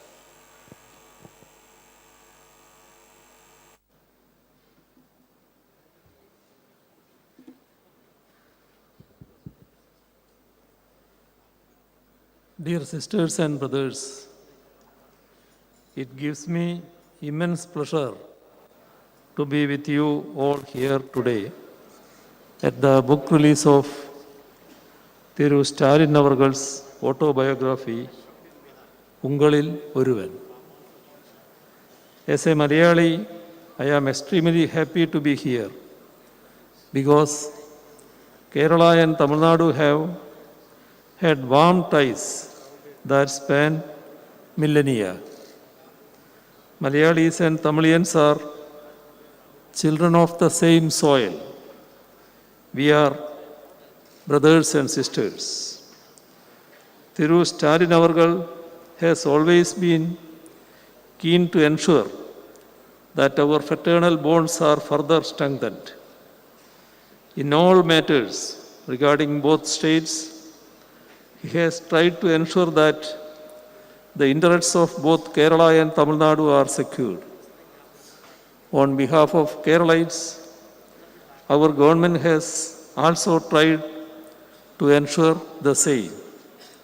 I hope that our people's relationship as siblings can be enriched further so that the people of our country benefit. To me, this book release ceremony is a means to ensure that, along with paying respects to the man of letters that Thiru Stalin Avargal is. Ever since its inception, the Dravidian movement has played a key role in questioning dominant narratives and championing the cause of the marginalized and regions. It has also stood against superstitions and malpractices as a torchbearer of logic, reason, and scientific temper, protecting and strengthening the multicultural and plural outlook of the Indian society, and enriching mother tongues have also been primary concerns of the Dravidian movement. In some senses, this glorious legacy of Dravidian politics mirrors the Renaissance movements that had emerged in various parts of our country.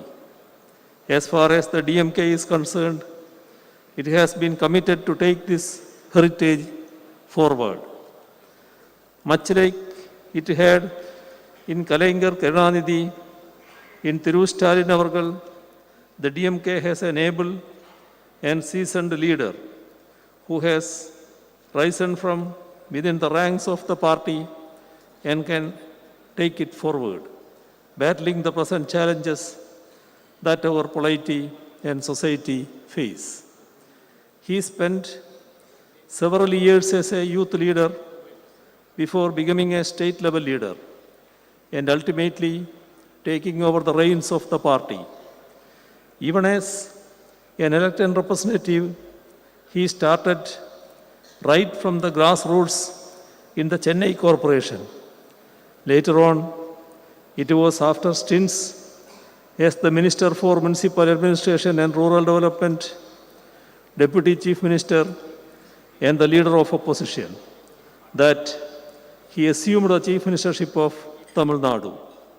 His vast experience in standing with the people at different levels is certainly being reflected in his leadership today, which reminds us of his illustrious father's inimitable style. Thiru Stalin Avargal is one among the first in the country who stands up in defense of federalism whenever it comes under attack. When the rights and powers of states are sought to be trampled upon, he stands unflinchingly to secure them. When India's different cultures, languages, and faiths are belittled and sidelined, he is unequivocal in championing them. Such is his deep sense of commitment to our pluralism, federalism, secularism, and constitution. We are in times when we should stand united for them and in defense of our democracy. Only then can we ensure that the communal and authoritarian powers that hold sway in our country today give way to the progressive, secular, and democratic powers that ought to hold sway if India is to remain free and fair for all its citizens. I am sure that he will continue to fight for the same in the times to come too. Both Thiru Stalin Avargal and I had been imprisoned under draconian laws and tortured during the emergency. As people who have been deprived of our basic freedoms for standing up against injustices, fighting for the freedom of those who have been oppressed by the system comes naturally to us. This has been reflected in his interventions for the backward communities and students. He has been in the thick of coordinating the fight against those who are misusing the system to divide us and oppress us. And in that joint fight, he has displayed statesmanship by bringing more allies into its fold and accommodating them based on ground realities. In the first part of Thiru Stalin Avargal's autobiography, Ungalil Oruvan, that is being released today. It is a detailed account of the first 23 years of his life, right from his birth to his incarceration during the national emergency. The household he was born and brought up in, his schooling and college days, his interactions with Periyar and Anna, his early political activism as a student, his initial stints with theatre and cinema, his use of theatre forms of political campaigns, the formation of the DMK's youth wing, his local level work for the DMK, and his election to local level leadership of the party, and his wedding have been detailed over 27 chapters. Ungalil Oruvan is not simply an account of the personal life of Thiru Stalin Avargal. It is a first-hand account of the social and political history of the state of Tamil Nadu. It gives us a glimpse of the literacy and cultural activism that is intertwined with Dravidian politics. It gives us an insider's take on how Dravidian politics made inroads into the youth and students of Tamil Nadu. It offers insights on the idea of self-respect, a cornerstone of the Dravidian movement. It delves into the struggles organized to protect one's mother tongue and freedom as well, with the churnings in India's polity and society during the 1960s and 70s.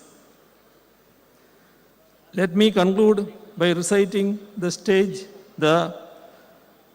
poet Thiruvallur. Let me remember Thiruvallur, a man with a loving heart belongs to another person. I am quoting Thiruvallur. A man with a loving heart belongs to another person. Love allows him to extend life beyond its limits. If you go through this autobiography, I am sure you will find a great man who has immense concern for his fellow beings. His love, concern, and affection towards the people truly get reflected in this book. Without an iota of doubt, I can say that Thiru Stalin Avargal belongs not just to him alone, but to the society as a whole. It is against this backdrop that the title of the book, Ungalil Oruvan, becomes meaningful in every sense. As someone who has always tried to read as many books as possible, I can undoubtedly say that I am eagerly waiting for the subsequent parts of Ungalil Oruvan. Part 1 certainly provides a sneak peek into what is to follow. By reading this book, one will be touching the man, Thiru Stalin Avargal. I hope that this autobiography, which makes a good read, will be well received by the public. I express my gratitude for inviting me also to be a part of this book release ceremony and convey my best wishes to the author, Brother Stalin. I gather that it is his birthday tomorrow. Let me also extend advance birthday greetings to him. Thank you. தங்கள் வாழ்த்துரைக்கு மிக்க நன்றி ஐயா. மாணவ பருவகாலம் முதல் இயக்கம் வளர்த்த முன்னோடி கழகத்தின் பொதுச் செயலாளர் மாண்புமிகு திரு துரைமுருகன் அவர்களை தலைமை உரையாற்ற அன்புடன் அழைக்கிறோம்.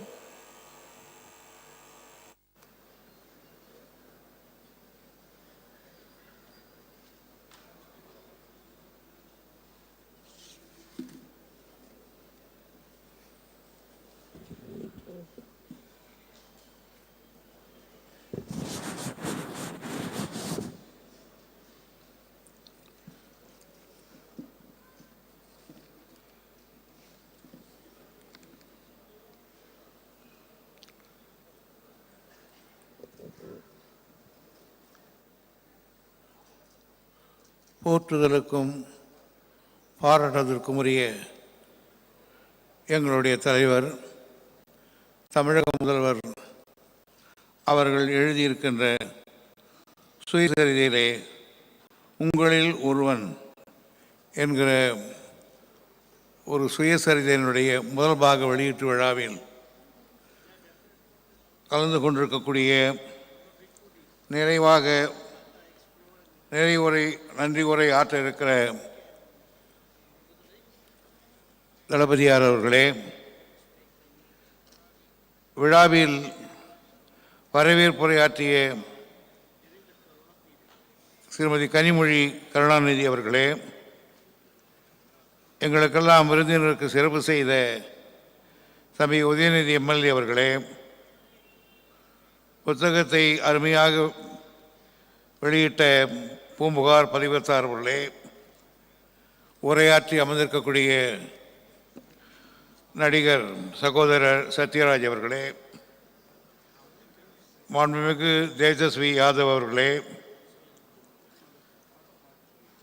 அருமைமிகு கவிஞர் வைரமுத்து அவர்களே, காஷ்மீரத்து சிங்கம் வசீரே ஆசாம் அப்துல்லாவின் பேரன் மரியாதைக்குரிய உமர் அப்துல்லா அவர்களே, திராவிட முன்னேற்ற கழகத்தின் பாராளுமன்ற குழு தலைவர் கழக பொருளாளர் டிஆர் பால் அவர்களே, மாண்புமிகு கேரளத்து முதல்வர் பினராயி விஜய் அவர்களே, இறுதியாக உரையாற்ற இருக்கின்ற அகில இந்திய காங்கிரஸ் கட்சியுடைய தலைவர்களில் ஒருவர் நம் மரியாதைக்குரிய ராகுல் காந்தி அவர்களே, மற்றும் இந்த விழாவுக்கு அரங்கத்தில் இணைந்திருக்கின்ற சான்றோர் பெருமக்களே, உங்கள் அனைவருக்கும் முதற்க என்னுடைய நன்றி கலந்த வணக்கம். இந்த மாபெரும் விழாவில், சரித்திரம் படைக்கப் போகின்ற இந்த விழாவில், அந்த நூலை வெளியிடுகிற நிகழ்ச்சியில் எனக்கு தலைமை பொறுப்பை தந்த நூலாசிரியர் தளபதியார் அவர்களுக்கும், புத்தகத்தை வெளியிட்ட பூம்புகார் பத்திரிகைக்காரருக்கும் என் மனமார்ந்த நன்றியை வணக்கத்தை நான் தெரிவித்துக் கொள்கிறேன். நம்முடைய தளபதி அவர்கள் 13 வயதிலே இருந்து நாளை காலையிலே பிறந்தநாள் காணப்போகிற வரையில் அவர் பல்வேறு விதமான பரிமாணங்களிலே மிளிர்ந்திருக்கிறார். 13 வயது மாணவனாக இருக்கிற பொழுது இளைஞரணி ஆக பரிமாணத்திலே திகழ்ந்தார். பிறகு இயக்கத்தில் செயல் வீரனாக திகழ்ந்தார். தமிழகமெங்கும் பேச்சாளராக திகழ்ந்தார். நாடக நடிகனாக திகழ்ந்தார். சினிமா நடிகனாக திகழ்ந்தார். மேயராக திகழ்ந்தார்.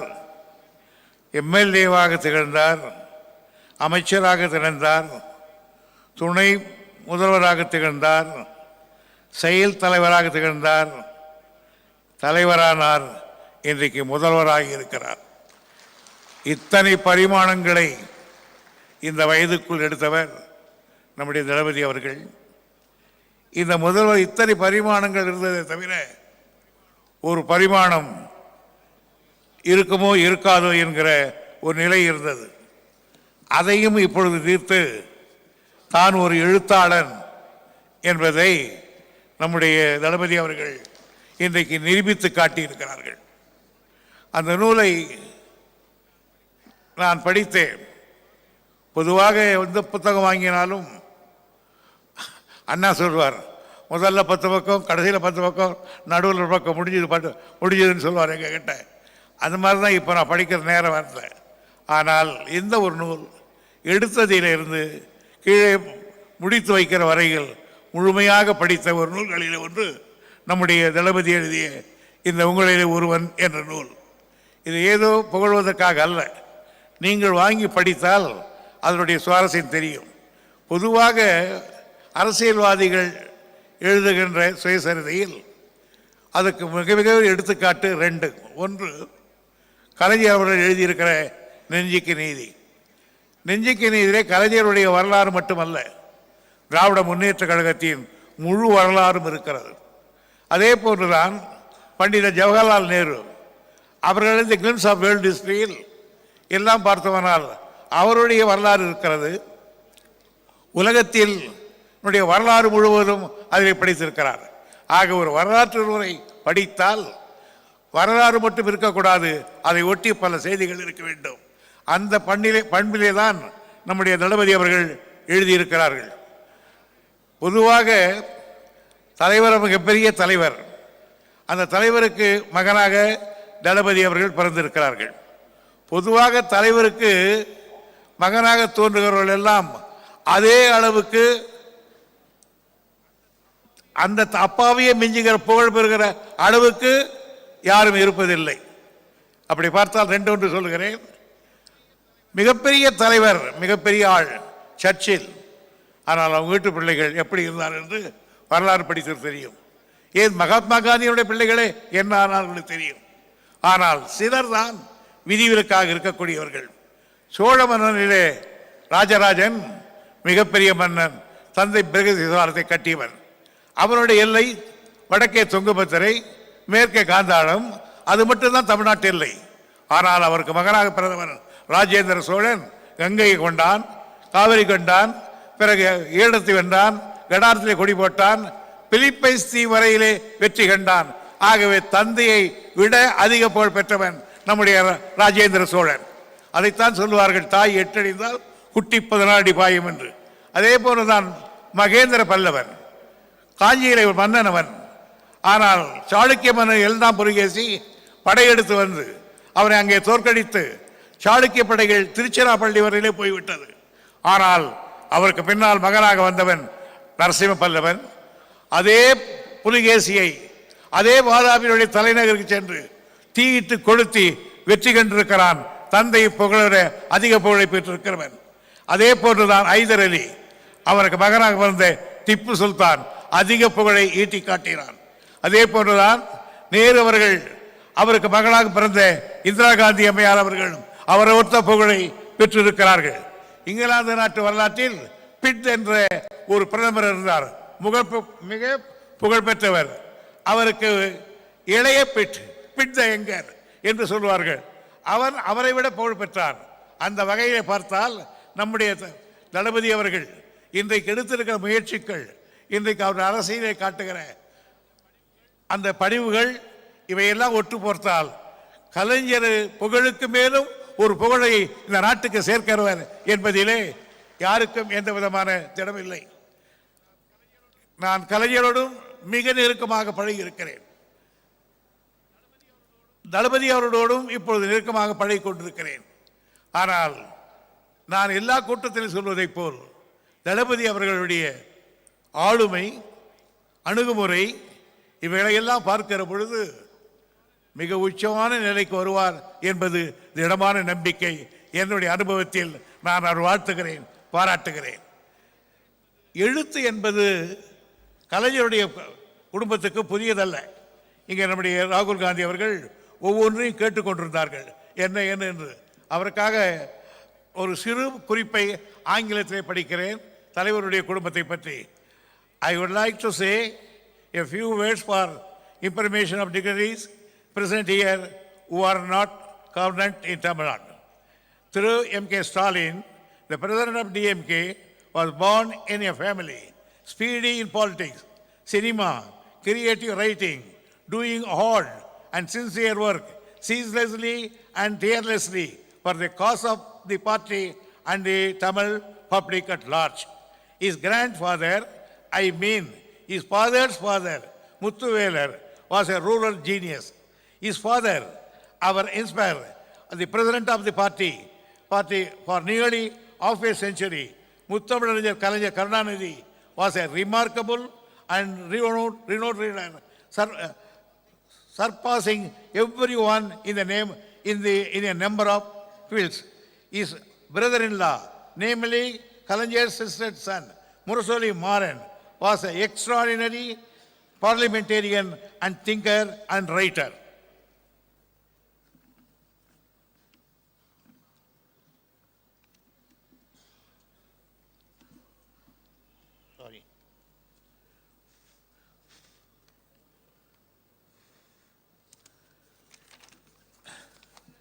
His another brother-in-law, Sir Amritam, is a cinema photographer. His third brother-in-law, Sir Murasoli Selvam, is a political thinker, political writer, and film producer.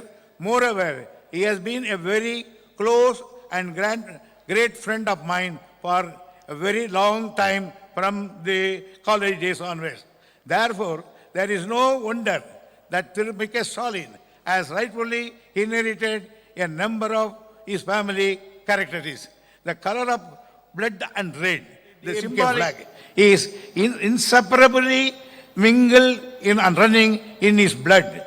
While his father entered the politics at the age of 14, M.K. Stalin entered the politics at the age of 30, organizing the youth wing at Gopalapuram. Step by step, he has reached the present position by sheer hard work. He is never in a hurry, always adopting high degree of patience. Like his father, Kalaignar, so Stalin as vigilant and workable, always thinking of the party men, Tamil people and Tamil Nadu.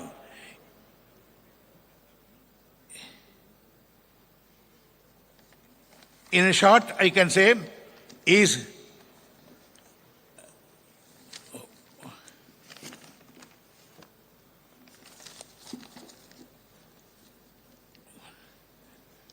like his victories is certainly going to the very long and limelightness to our leader Stalin. In short, our leader Stalin is a junior Kalaignar for us, a ever youthful leader, commendable commander of the party, laudable leader, evergreen leader, arch of the DMK. He deeply engraved his name in the hearts and minds of the Tamil Nadu people. என்று இத்தகைய பெருமைகளை பெற்றிருக்கிற காரணத்தால் தான் அவர் இன்றைக்கு ஓங்கு புகழ் பெற்றிருக்கிறார். அவர் இந்த பல நீங்கள் முன்னாலே சொன்னதை போல் இன்னும் பல பாகங்களை எழுதி நம்முடைய நாட்டுக்கும் மொழிக்கும் சேவை செய்ய வேண்டும் என்று கேட்டுக்கொண்டு, நாங்கள் எவ்வளவு பேர் இருந்தாலும் கடைசியாக இறுதியாக ஒரு சொல்கிறேன், போன விழாவில் ஒரு புத்தக வெளியிட்டாவில் அமிர்தம் அவர்கள் பேசிய பேச்சிலிருந்து ஒரு பகுதியை வாங்கிக் கொள்கிறேன். அமிர்தம் பேசுகிற பொழுது எனக்கு கண்ணிலே தண்ணி வந்து விட்டது.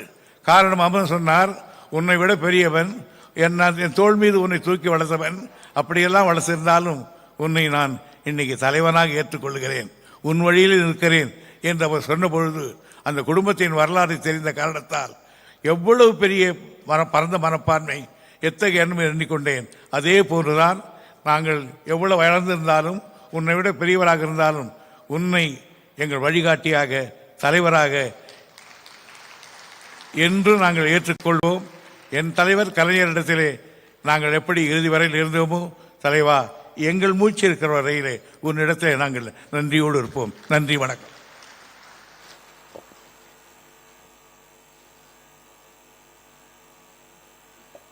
நன்றி ஐயா. தற்போது காலம் கருதி முன்னதாக நினைவு பரிசு வழங்கப்படுகிறது. நினைவு பரிசு வழங்குவதற்காக மாண்புமிகு தமிழ்நாடு முதலமைச்சர் அவர்களை அன்புடன் அழைக்கிறோம். நினைவு பரிசை பெற்றுக்கொள்ள திரு உமர் அப்துல்லா அவர்களை அன்புடன் அழைக்கிறோம்.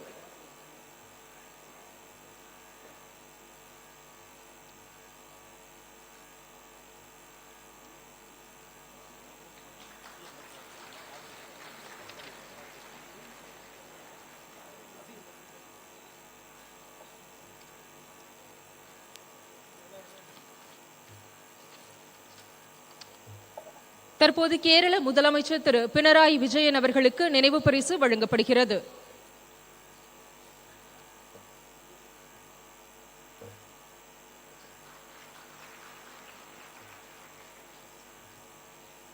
காஷ்மீர் மாநில முன்னாள் முதலமைச்சர் திரு உமர் அப்துல்லா அவர்களுக்கு நினைவு பரிசு வழங்கப்படுகிறது. திரு தேஜஸ்வி அவர்களுக்கு நினைவு பரிசு மாண்புமிகு முதலமைச்சர் அவர்களின் கரங்களால் வழங்கப்படுகிறது.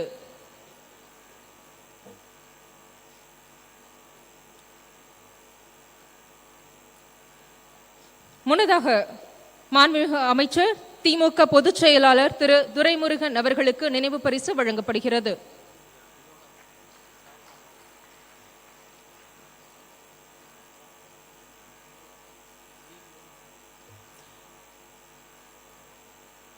நாடாளுமன்ற திமுக குழு தலைவர், திமுக பொருளாளர் திரு டி.ஆர். பாலு அவர்களுக்கு நினைவு பரிசு வழங்கப்படுகிறது. கவிப்பேரரசு திரு வைரமுத்து அவர்களுக்கு நினைவு பரிசு வழங்கப்படுகிறது.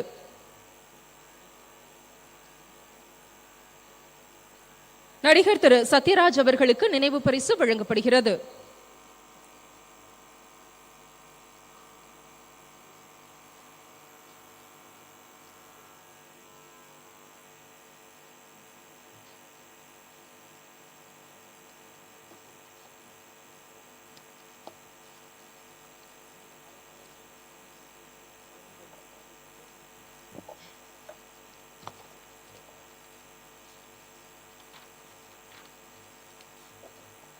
நானும் தமிழன்தான் என நாடறிய முழங்கிய நல்லதொரு தலைவர், நாட்டுக்காய் தங்களையே அர்ப்பணித்த குடும்பத்தின் வழித்தோன்றல், இந்திய மக்களின் குரலை எதிரொலிக்கும் திரு ராகுல் காந்தி அவர்களை வாழ்த்துரை வழங்க அன்புடன் அழைக்கிறோம். அவரது உரையை மொழிபெயர்க்க திமுக கொள்கை பரப்பு செயலாளர் திரு திருச்சி சிவா எம்பி அவர்களை அழைக்கிறோம்.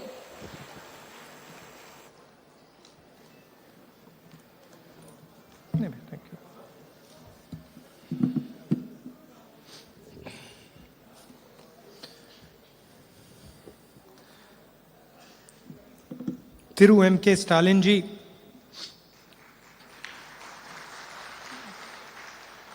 Thiru Durai Murugan ji, Thiru T.R. Balu ji, Tirumati Kanimozi ji, Thiru Pinarayi Vijayan ji, Thiru Omar Abdullah, Thiru Tejashwi Yadav ji, Thiru Veramuthu ji, Thiru Satyaraj ji. Friends, brothers and sisters, I'd like to welcome all of you here today. மரியாதைக்குரிய மு.க. ஸ்டாலின் அவர்களே, துரைமுருகன் அவர்களே, TR. Balu அவர்களே, கனிமொழி அவர்களே, பினராயி விஜயன் அவர்களே, ஓமர் அப்துல்லா அவர்களே, தேஜஸ்வி அவர்களே, வைரமுத்து அவர்களே, சத்யராஜ் அவர்களே, நண்பர்களே, சகோதர சகோதரிகளே, உங்கள் அனைவருக்கும் வணக்கம். I'd like to congratulate my elder brother Stalin ji for the wonderful book that he has authored. It's been a long struggle for him, many years of struggle, and I congratulate him on what he has done for the people of Tamil Nadu. நான் என்னுடைய அண்ணன் முக ஸ்டாலின் அவர்களை பாராட்ட விரும்புகின்றேன். ஒரு அருமையான புத்தகத்தை வழங்கியதற்காக. அவருடைய வாழ்க்கை நீண்ட நெடிய போராட்டம். பல ஆண்டுகள் அந்த போராட்டத்தை அவர் ஈடுபட்டதோடு தமிழ்நாட்டு மக்களுக்கு ஏராளமான நன்மைகள் செய்து வருவதற்காக நான் அவரை பாராட்ட கடமைப்பட்டிருக்கின்றேன். Yesterday, my mother called me and she has sent a letter to Stalin ji. So she called me and she told me that it is Stalin's birthday tomorrow. And I said to my mother, I said, I know. I said, do you know how old Stalin ji is? And my mother says, no. So I said, he's going to be 69 years old. And my mother said, that is impossible.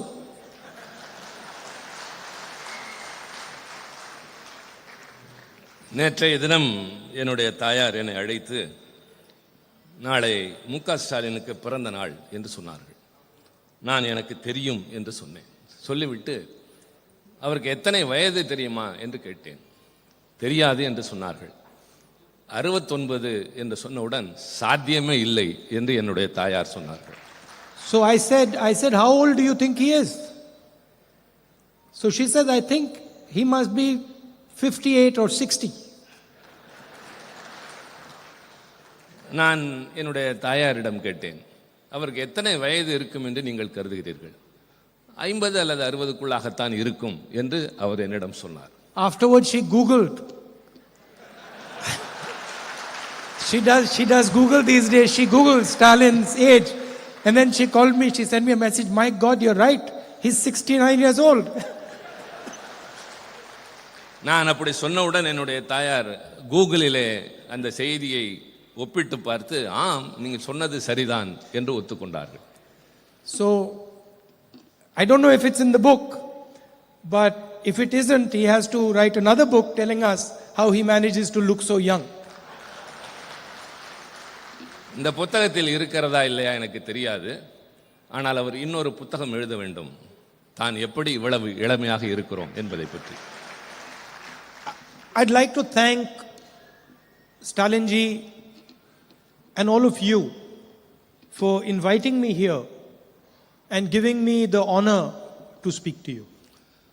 நான் திரு ஸ்டாலின் அவர்களுக்கும் உங்கள் அனைவருக்கும் இந்த விழாவிலே கலந்து கொள்ள வாய்ப்பு தந்தமைக்காக மனமார்ந்த நன்றியினை தெரிவித்துக் கொள்கின்றேன். It's always a pleasure for me to come to Tamil Nadu. தமிழ்நாட்டிற்கு வருவது எப்பொழுதுமே எனக்கு மகிழ்ச்சி தரக்கூடிய ஒன்று. And I don't mean that in a light way. I mean that in a very profound and deep way. நான் அதை மேலோட்டமாக சொல்லவில்லை. அடிமனதிலிருந்து ஆழமான உணர்வோடு நான் இதை குறிப்பிடுகிறேன். Some days ago I gave a speech in Parliament and I believe it was appreciated in Tamil Nadu. சில நாட்களுக்கு முன்னால் நான் நாடாளுமன்றத்தில் ஆற்றிய உரையினை தமிழ்நாடு மிகப்பெரிய அளவில் பாராட்டியதாக நான் அறிந்தேன். And as I was walking out of Parliament, these journalists, they try to be clever all the time. As I was walking out of Parliament, one of the journalists asked me, you gave this speech. Why did you mention Tamil Nadu so many times? நான் நாடாளுமன்றத்திலிருந்து வெளியே வந்தபோது பத்திரிகையாளர்களை பார்த்தேன். அதில் ஒருவர் என்னிடம் கேட்டார், உங்களுடைய உரையில் என்ன காரணத்திற்காக நீங்கள் தமிழ்நாட்டை பற்றி குறிப்பிட்டீர்கள் என்று கேட்டார். And suddenly I realized that I had mentioned Tamil Nadu many times.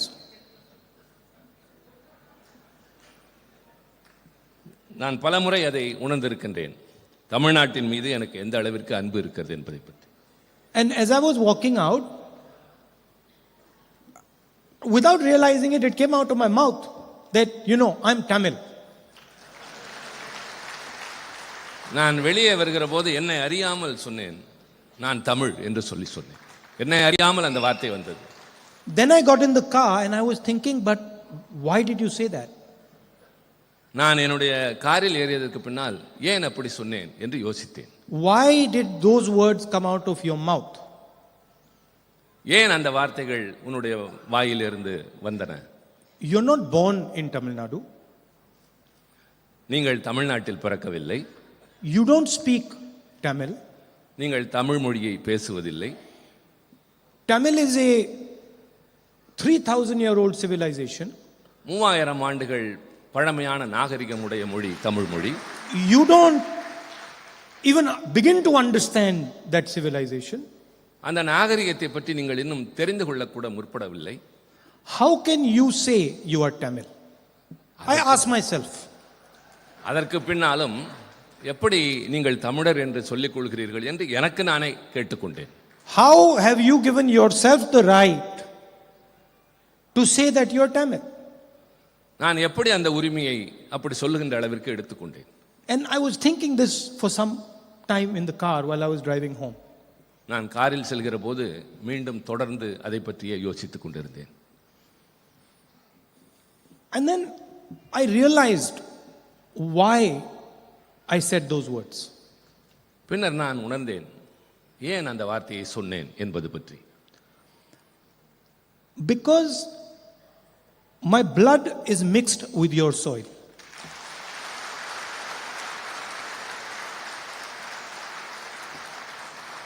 ஏனென்றால் என்னுடைய இரத்தம் இந்த மண்ணில் கலந்திருக்கின்றது.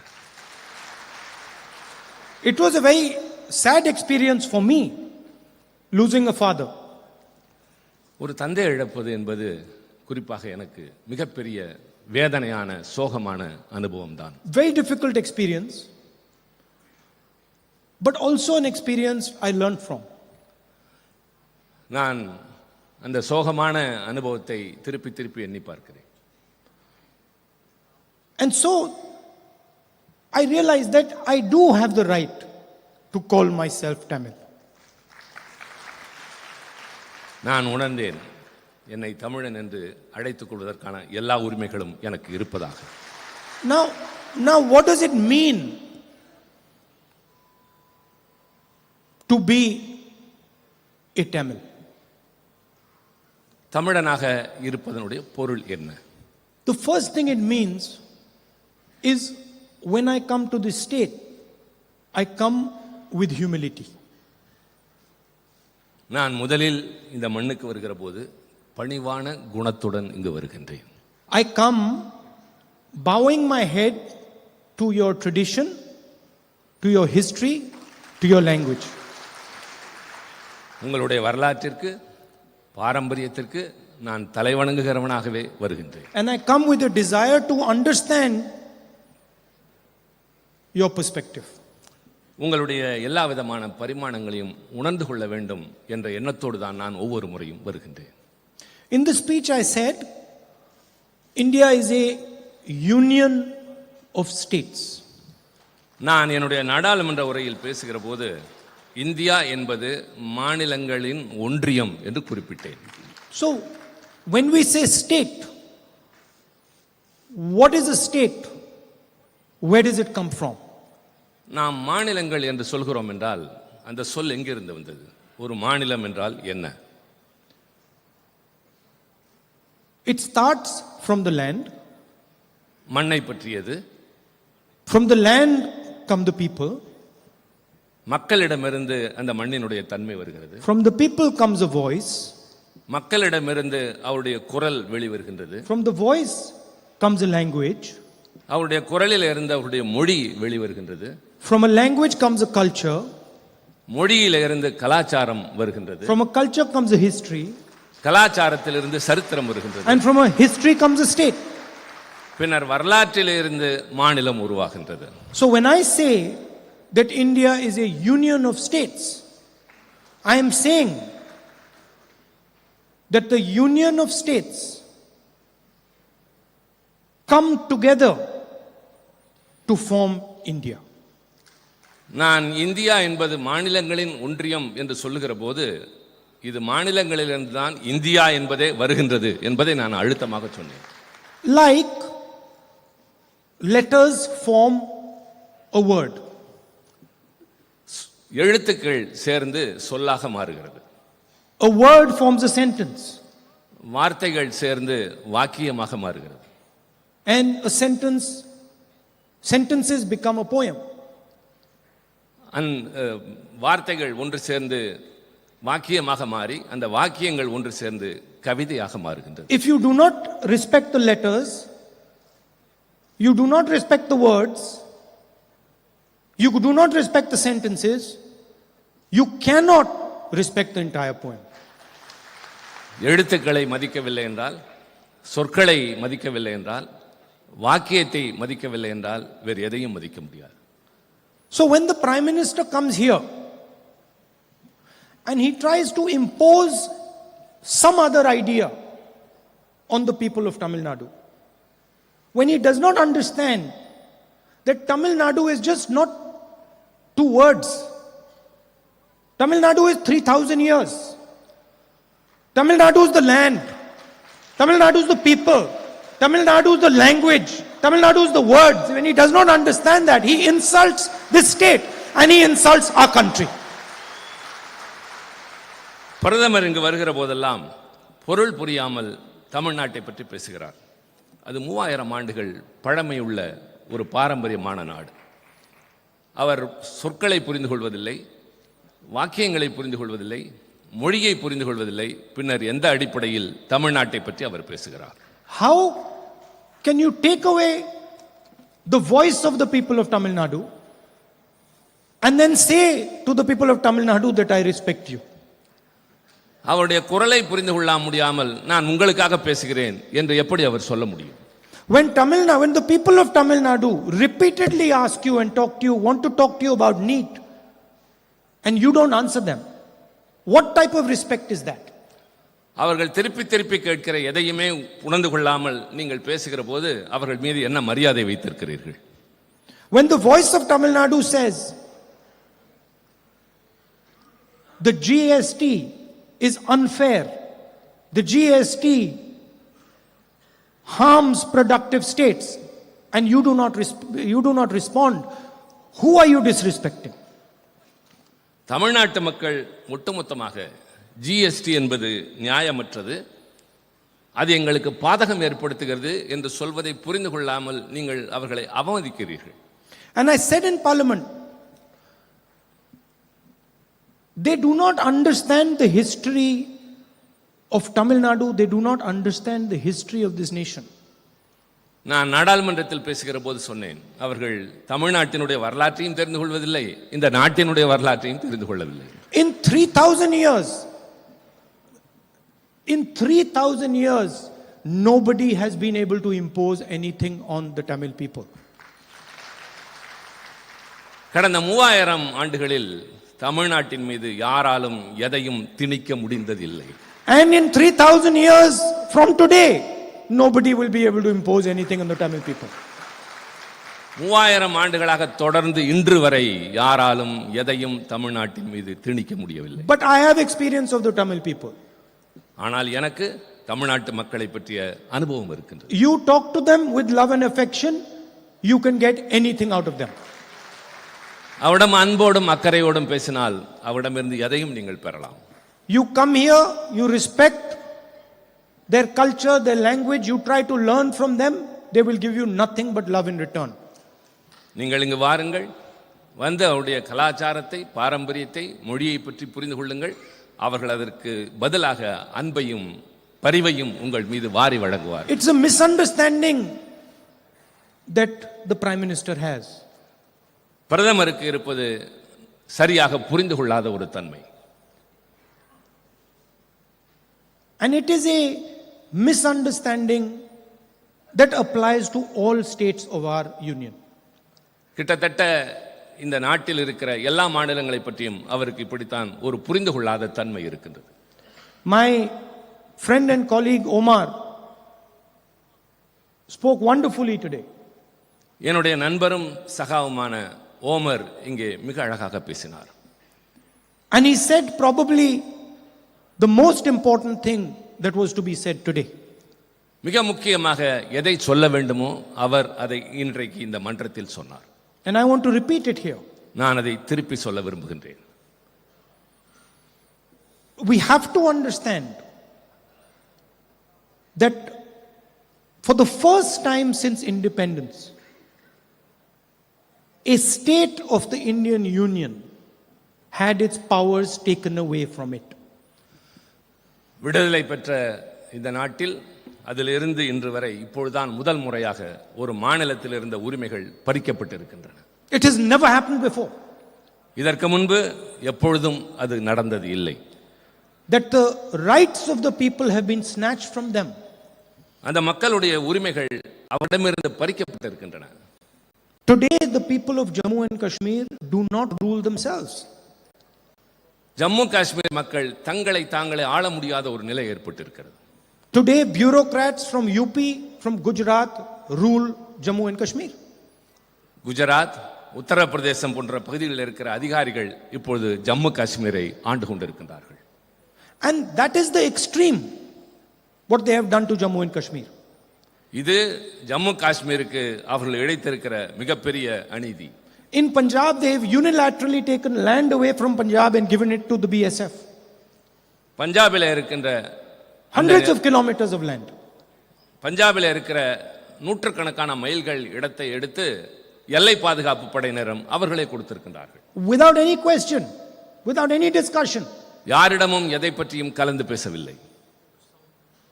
And they do the same to Tamil Nadu. அதேதான் தமிழ்நாட்டுக்கும் அவர்கள் செய்கிறார்கள். We always speak about unity from diversity. நாம் வேற்றுமையில் ஒற்றுமையை பற்றி மிகச் சிறப்பாக பேசுகிறோம். India has very, very diverse people, diverse states, diverse languages. India என்கின்ற இந்த நாடு பல்வேறு மொழிகளையும் பல்வேறு கலாச்சாரங்களையும் கொண்ட ஒரு நாடு. And historically, India has taken advantage of this diversity. வரலாற்று ரீதியாக இந்த வேற்றுமையின் காரணமாக இந்தியாவிற்கு பல அனுகூலங்கள் கிடைத்திருக்கின்றன. It's our biggest strength. இது இந்தியாவினுடைய பலம். I learned from the people of Tamil Nadu. அது தமிழ்நாட்டு மக்களிடமிருந்து தெரிந்து கொள்ள வேண்டும். Tamil Nadu learns from the people of UP. Tamil Nadu learns from the people of Maharashtra. We learn from each other. Tamil Nadu உத்தரப்பிரதேசத்து மக்களிடமிருந்து கற்றுக்கொள்கிறது. தமிழ்நாடு ஹரியானா மாநிலத்திலிருந்து கற்றுக்கொள்கிறது. ஒவ்வொருடமிருந்தும் ஒவ்வொருவரும் ஏதாவது கற்றுக்கொள்கிறோம். We respect each other. நாம் ஒவ்வொருவரை மற்றொருவர் மதிக்கிறோம். So our vision is unity from diversity. எங்களுடைய ஒட்டுமொத்தமான கருத்து வேற்றுமையில் ஒற்றுமை. And their vision is unity through conformity. Through conformity.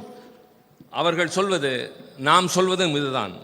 ஒரு உறுதியான வகையிலே தான் இந்த ஒற்றுமையை நிலைநிறுத்த முடியும். You will conform to what we have to say. நாங்கள் எதை சொல்கிறோமோ அதைத்தான் நீங்கள் உறுதிப்படுத்த வேண்டும். But who gave you the right? யார் அந்த உரிமையை தருவது? Who are you to decide what India should be? நீங்கள் யார் இந்தியா எப்படி இருக்க வேண்டும் என்று தீர்மானிப்பதற்கு? Why can't the people of India decide what India should be? ஏன் இந்திய நாட்டு மக்கள் இந்தியா எப்படி இருக்க வேண்டும் என்று தீர்மானிக்க கூடாது? Who has given you this honor? Why? உங்களுக்கு யார் அந்த அதிகாரத்தை கொடுத்தது? So this is the central fight in our country today. இதுதான் இன்றைக்கு இருக்கிற முக்கியமான மைய பிரச்சனை இந்த நாட்டை பொறுத்தவரை. The voice of our people is represented in our institutions. நம்முடைய அமைப்பில் மக்களுடைய குரல் தான் எதிரொலிக்க வேண்டும். And systematically the voice of our people is being attacked.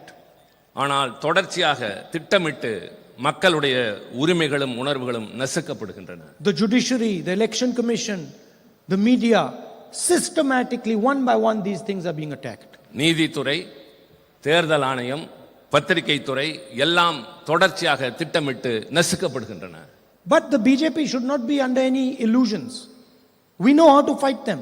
We are going to fight them. We are going to defeat them. Bharatiya Janata எந்த கற்பனையான உலகத்திலும் வாழ வேண்டாம். அவர்களை எப்படி யுத்தம் செய்வது, எப்படி அவர்களை எதிர்கொள்வது என்பது எங்களுக்கு தெரியும். Because they are fighting history. They are fighting tradition. ஏனென்றால் அவர்கள் வரலாற்றை எதிர்த்து போரிடுகிறார்கள். And they cannot defeat it. அவர்கள் பாரம்பரியத்தை எதிர்த்து போரிட்டுக் கொண்டிருக்கிறார்கள். அது அவர்களால் முடியாது. தோற்றுக்கொண்டேதான் இருப்பார்கள். Once again, it's a honor for me to come here and say these words to you. மீண்டும் ஒரு முறை உங்கள் முன்னால் நான் வந்து பேசுவதற்கு நான் பெரும் மகிழ்ச்சி அடைகின்றேன். மதிப்பளித்ததாக நான் உணர்கின்றேன். I'd like to conclude by wishing Brother Stalin a very happy birthday tomorrow. என்னுடைய உரையினை திரு ஸ்டாலின் அவர்களுக்கு என்னுடைய உளமார்ந்த பிறந்தநாள் வாழ்த்துக்களை தெரிவித்துக் கொண்டு, And I've noticed he's trimmed down a lot. நான் கவனித்தேன், முன்னை விட அவர் இன்னும் இளமையாக இப்போது தோற்றமளிக்கின்றார். So he should eat properly the cake tomorrow. அதனால் நாளை அவர் பிறந்த நாள் கேக்கை சரியாகவே சாப்பிட வேண்டும். Thank you. நன்றி. நன்றி, வணக்கம். We wholeheartedly thank you, India's most dynamic leader, for your presence and special address. நன்றி நவல்தல் தமிழருக்கு நிகர் தமிழரே என்பதை மீண்டும் நிரூபிக்க விழாவில் பங்கேற்ற மற்றவர்களுக்கும் நிறைவு பரிசு வழங்கப்படுகிறது. பீகார் சட்டமன்ற எதிர்க்கட்சித் தலைவர் திரு தேஜஸ்வி அவர்களுக்கு நினைவு பரிசு வழங்கப்படுகிறது.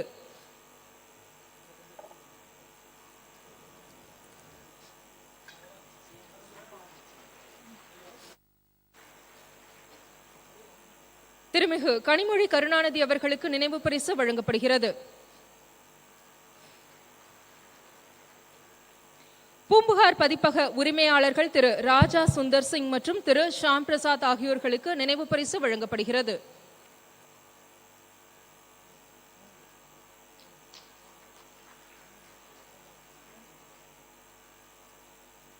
நூல் ஆக்கத்திற்கு உறுதுணையாய் இருந்தவர்களுக்கும் நினைவு பரிசு வழங்கப்பட உள்ளது. திரு ப. திருமாவேலன், கலைஞர் செய்திகள் தொலைக்காட்சி செய்தி பிரிவு தலைவர் அவர்களுக்கு மாண்புமிகு முதலமைச்சர் அவர்கள் நினைவு பரிசு வழங்கி மகிழ்கிறார். திரு இரா. தினேஷ்குமார், முதலமைச்சரின் தனிச் செயலாளர் அவர்களுக்கு நினைவு பரிசு வழங்கப்படுகிறது. திரு போ. தங்கபாண்டியன்,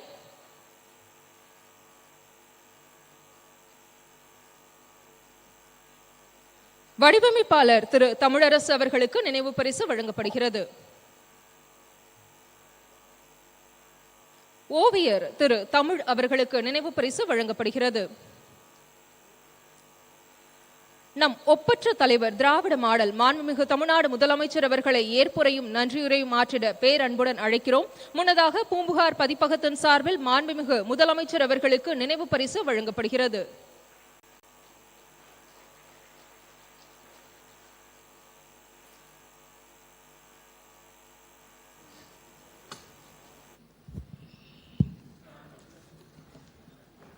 அன்புள்ள உங்களில் ஒருவன் நூல் வெளியீட்டு விழா நிகழ்ச்சியினுடைய தலைவர், கழகத்தினுடைய பொதுச் செயலாளர், நீர்வளத்துறை அமைச்சர் மாண்புமிகு அண்ணன் துரைமுருகன் அவர்களே, நூலினை வெளியிட்டு இந்த நிகழ்ச்சிக்கு சிறப்பையும், அதே நேரத்தில் நாளை தினம் என்னுடைய பிறந்த நாள், அதற்கு உரிய வாழ்த்தும் எடுத்து சொல்லி உரையாற்றி அமர்ந்திருக்கக்கூடிய என்னுடைய அன்பிற்கினிய அருமை சகோதரர் திரு ராகுல் காந்தி அவர்களே, வாழ்த்துரை வழங்கியிருக்கக்கூடிய கேரள மாநிலத்தினுடைய முதலமைச்சர் மாண்புமிகு பினராயி விஜயன் அவர்களே, முன்னிலை வைத்துக் கொண்டிருக்கக்கூடிய கழகத்தினுடைய பொருளாளர், நாடாளுமன்ற கழக குழுவினுடைய தலைவர், என்னுடைய இனிய நண்பர் டிஆர் பாலு அவர்களே,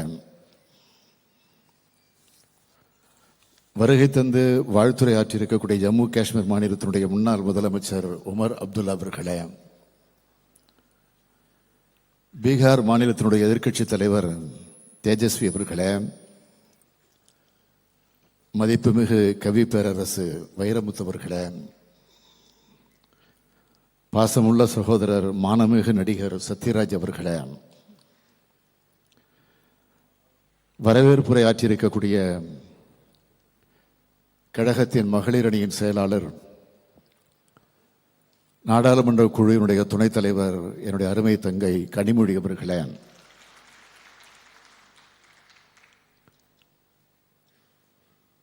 வந்திருக்கக்கூடிய சிறப்பு விருந்தினருக்கெல்லாம் சால்வை அணிவித்து பெருமைப்படுத்தி இருக்கக்கூடிய இளைஞரணியின் செயலாளர் தம்பி உதயநிதி ஸ்டாலின் அவர்களே, இந்த நூலினை அழகோடு அச்சிட்டு வழங்கியிருக்கக்கூடிய பூம்புகார் பதிப்பகத்தினுடைய உரிமையாளர்கள் ராஜா சுந்தர் சிங் அவர்களே, ஷாம் பிரசாத் அவர்களே, மாண்புமிகு தமிழக அமைச்சர் பெருமக்களே, பல்வேறு பொறுப்புகளை ஏற்று ஆண்டோர்களாக சான்றோர்களாக விளங்கிக் கொண்டிருக்கக்கூடிய பெரியோர்களே, தாய்மார்களே, நம்முடைய தாய் கழகமாம் திராவிட கழகத்தினுடைய தலைவர் ஐயா ஆசிரியர் உள்ளிட்ட பல்வேறு கட்சிகளை சார்ந்திருக்கக்கூடிய தலைவர் பெருமக்களே, பெரியோர்களே, தாய்மார்களே, பாசத்திற்குரிய பத்திரிகையாளர்களே, என் உயிரோடு கலந்திருக்கக்கூடிய தலைவர் கலைஞர் அவர்களின் உயிரினும் உயிரான அன்பு உடன்பிறப்புகளே, உங்கள் அனைவருக்கும் என்னுடைய அன்பான வணக்கம். முத்தமிழறிஞர் தலைவர் கலைஞர் அவருடைய நிறைவுக்கு பிறகு கோடிக்கணக்கான திராவிட முன்னேற்ற கழகத்தினுடைய உடன்பிறப்புகளின் தலைவனாக நான் தேர்ந்தெடுக்கப்பட்ட பொதுக்குழுவில் பேசுகிற பொழுது குறிப்பிட்டு சொன்னேன், கலைஞர் அவர்களைப் போல எனக்கு எழுத தெரியாது, கலைஞர் அவர்களைப் போல எனக்கு பேசவும் தெரியாது, ஆனால் அனைத்தையும் நான் முயன்று பார்ப்பேன் என்று அப்போ குறிப்பிட்டேன். அப்படி நான் செய்த முயற்சி தான் இந்த புத்தகம். திராவிட முன்னேற்ற கழகத்துடைய தலைவர் என்ற பெருமையால் அல்ல, இந்த தமிழ்நாட்டினுடைய முதலமைச்சர் என்கிற அந்த கர்வத்தால் அல்ல, எப்பொழுதும் என்றென்றும் எந்த சூழலிலும் எந்த பொறுப்பில் இருந்தாலும் உங்களில் ஒருவனாகத்தான் நான் இருக்க வேண்டும். அதைத்தான் எந்த நாளும் இந்த ஸ்டாலின் அதை மறக்க மாட்டான் என்பதன் அடையாளமாகத்தான் எனது வாழ்க்கை வரலாற்று நூலுக்கு உங்களில் ஒருவன் என்ற பெயரை நான் சூட்டியிருக்கிறேன். நீங்கள் அனைவரும் உங்களை விட உயரமான இடத்துல கொண்டு போய் என்ன உட்கார வச்சாலும் நான் என்றுமே உங்களின் ஒருவன் தான். முத்தமிழறிஞர் தலைவர் கலைஞர் அவருடைய மகனாக என்னை கழகத்தவர்கள் முதலாக நினைச்சப்போவும் உங்களின் ஒருவன் தான் நான் கழகத்தவரோடு அவர்களுடைய ஒருவராக நான் செயல்பட்டு கொண்டிருக்கிறேன். இளைஞரணியின் செயலாளராக பொறுப்புக்கு வந்தப்போவும் உங்களின் ஒருவனாகத்தான் நான் செயல்பட்டேன். கழகத்தினுடைய பொருளாளராக பொறுப்பேற்ற போதும் அப்படித்தான் செயல்பட்டேன். அமைச்சரான போவோம், துணை முதலமைச்சராக இருந்த போவோம், அப்படித்தான் நான் செயல்பட்டேன். ஏன் இப்பொழுது கழகத்தினுடைய தலைவராக ஆன பிறகும் இப்போ முதலமைச்சராக ஆன பிறகும் அப்படித்தான் செயல்பட்டு கொண்டிருப்பேன். எனது வாழ்நாள் முழுக்க உங்களில் ஒருவனாகத்தான் நான் செயல்படுவேன்னு இப்போ ஒரு உறுதியை உங்களிடத்தில் நான் சொல்லுகிறேன். எனக்கு திரும்ப திரும்ப நினைவுக்கு வரக்கூடிய சொற்கள் பேரறிஞர் அண்ணா சொன்ன சொல் தான். மக்களிடம் செல், மக்களோடு சேர்ந்து வாழ். சென்னை மாநகரத்தினுடைய மேயராக நான் பொறுப்பேற்ற நேரத்தில் அப்பொழுது நான் ஒரு வார்த்தையை எழுதினேன். பதவின்னு ஒரு வார்த்தையை சொன்னேன். அந்த வார்த்தையை தலைவர் கலைஞர் அவர்கள் மாற்றினார். பதவின்னு போட்ட அந்த எழுத்துல மாற்றி என்ன போட்டார்னா பொறுப்புன்னு மாற்றினார். தலைவர் கலைஞர் செஞ்ச அந்த திருத்தம் தான் என் வாழ்க்கையிலே மறக்க முடியாத பெரிய பாடமாகும். அந்த பொறுப்பில் எத்தனை உயர் பொறுப்புக்கு நான் வந்தாலும் என்றைக்கு நான் உங்களில் ஒருவன் தான். உங்களின் ஒருவனான எனது அனுபவங்களில் சிலவற்றை இந்த சமுதாயத்திற்கு சொல்லியாகணும் என்கிற அந்த காரணமாக அதை நான் கடமையாக கருதி அப்பப்போ சின்ன சின்ன பகுதிகளாக நான் எழுதி வைத்திருந்த பதிவுகளை அதை ஒட்டுமொத்தமாக தொகுத்திருக்கக்கூடிய புத்தகம்தான் இந்த புத்தகம். இதனை வாசிக்கிறது மூலமா உங்களின் ஒருவனா நான் எப்படி முளைச்சேன்னு முதலாக நீங்க தெரிஞ்சுக்க போறீங்க. என்னோட 23 வயது வரையிலான வாழ்க்கை தான் இந்த புத்தகம். 1953ஆம் ஆண்டு மார்ச் 1ஆம் தேதி நான் பிறந்தேன். அதாவது நாளை நான் பிறந்த நாள் கொண்டாட போறேன். நாளைக்கு என்னுடைய பிறந்த நாள். இன்றைய தினம் பிப்ரவரி 28. எனது பிறந்த நாளுக்கு ஒரு நாள் முன்னதாக இந்த புத்தகம் பிறக்குது. 1976ஆம் ஆண்டு பிப்ரவரி 1 அன்று விசா சட்டத்தின் கீழ் நான் கைது செய்யப்பட்டு சென்னை சிறையில் அடைக்கப்பட்டேன். இதுக்கு இடைப்பட்டு இருக்கக்கூடிய ஆண்டுகளில் நடந்த வரலாற்று சுவடுகள் தான் இந்த புத்தகம். எந்த ஒரு மனிதருக்கும் முதல் 25 வயது வரையில காலகட்டம் என்பது மிக மிக முக்கியமான காலகட்டமாகும். அவரது எதிர்கால வாழ்க்கையை தீர்மானிக்கிறது அந்த வயசு தான். அவர் என்னவாக ஆக போறாங்கிறத தீர்மானிக்கிறது அந்த வயசு தான். 8 மனித வாழ்க்கை பிரச்சனை அதை பற்றி எழுதின நம்முடைய கவி பேரரசு வைரமுத்தவர்களுக்கு இது நல்லா தெரியும். விளையும் பயிர் முளையிலேயே தெரியும்னு சொல்லுவாங்க. ஆமாம், நான் அரசியல் பயிராகத்தான் வளர்ந்தேன் என்பதை இந்த புத்தகத்தை படிப்பதன் மூலமாக நீங்கள் தெரிந்து கொள்ளலாம். 1996ஆம் ஆண்டு சென்னை மாநகரத்தினுடைய மேயராக நான் பொறுப்பேற்ற போது பத்திரிகையாளர்களில் ஒருவர் ஒரு கேள்வி என்னிடத்தில் கேட்டார். அரசியலுக்கு வராம போயிருந்தா நீங்க என்ன ஆகியிருப்பீங்க அப்படின்னு ஒரு கேள்வியை கேட்டார். நான் உடனே சொன்னேன், நான் அரசியலில் தான் இருந்திருப்பேன் அப்படின்னு பதிலுக்கு சொன்னேன். அரசியல் என்பது என்னுடைய ரத்தத்தில் இருந்தது. பள்ளிக்கு போனாலும் சரி, கல்லூரிக்கு போனாலும் சரி, என் மனதில், மூளையில், சிந்தனையில், செயலில் கழகம் கழகம் கழகம் என்பதுதான் இருந்தது என்பதை இந்த புத்தகத்தை நீங்கள் வாசிக்கிற போது நிச்சயமாக நீங்கள் உணரலாம். பிற்காலத்தில் தான் என்னவாக போகிறோம்,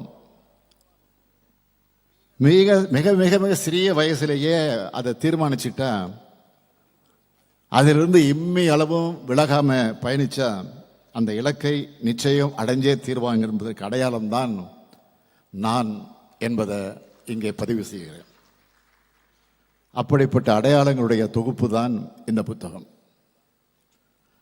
அந்த இலக்கை அடையிறதுக்கு நான் எந்த சாகசங்களும் செய்யலை. அப்படி சாகசங்கள் செய்ய வேண்டிய அவசியமும் எனக்கு ஏற்படலை. நான் என்னுடைய இயல்புல இருந்தேன்.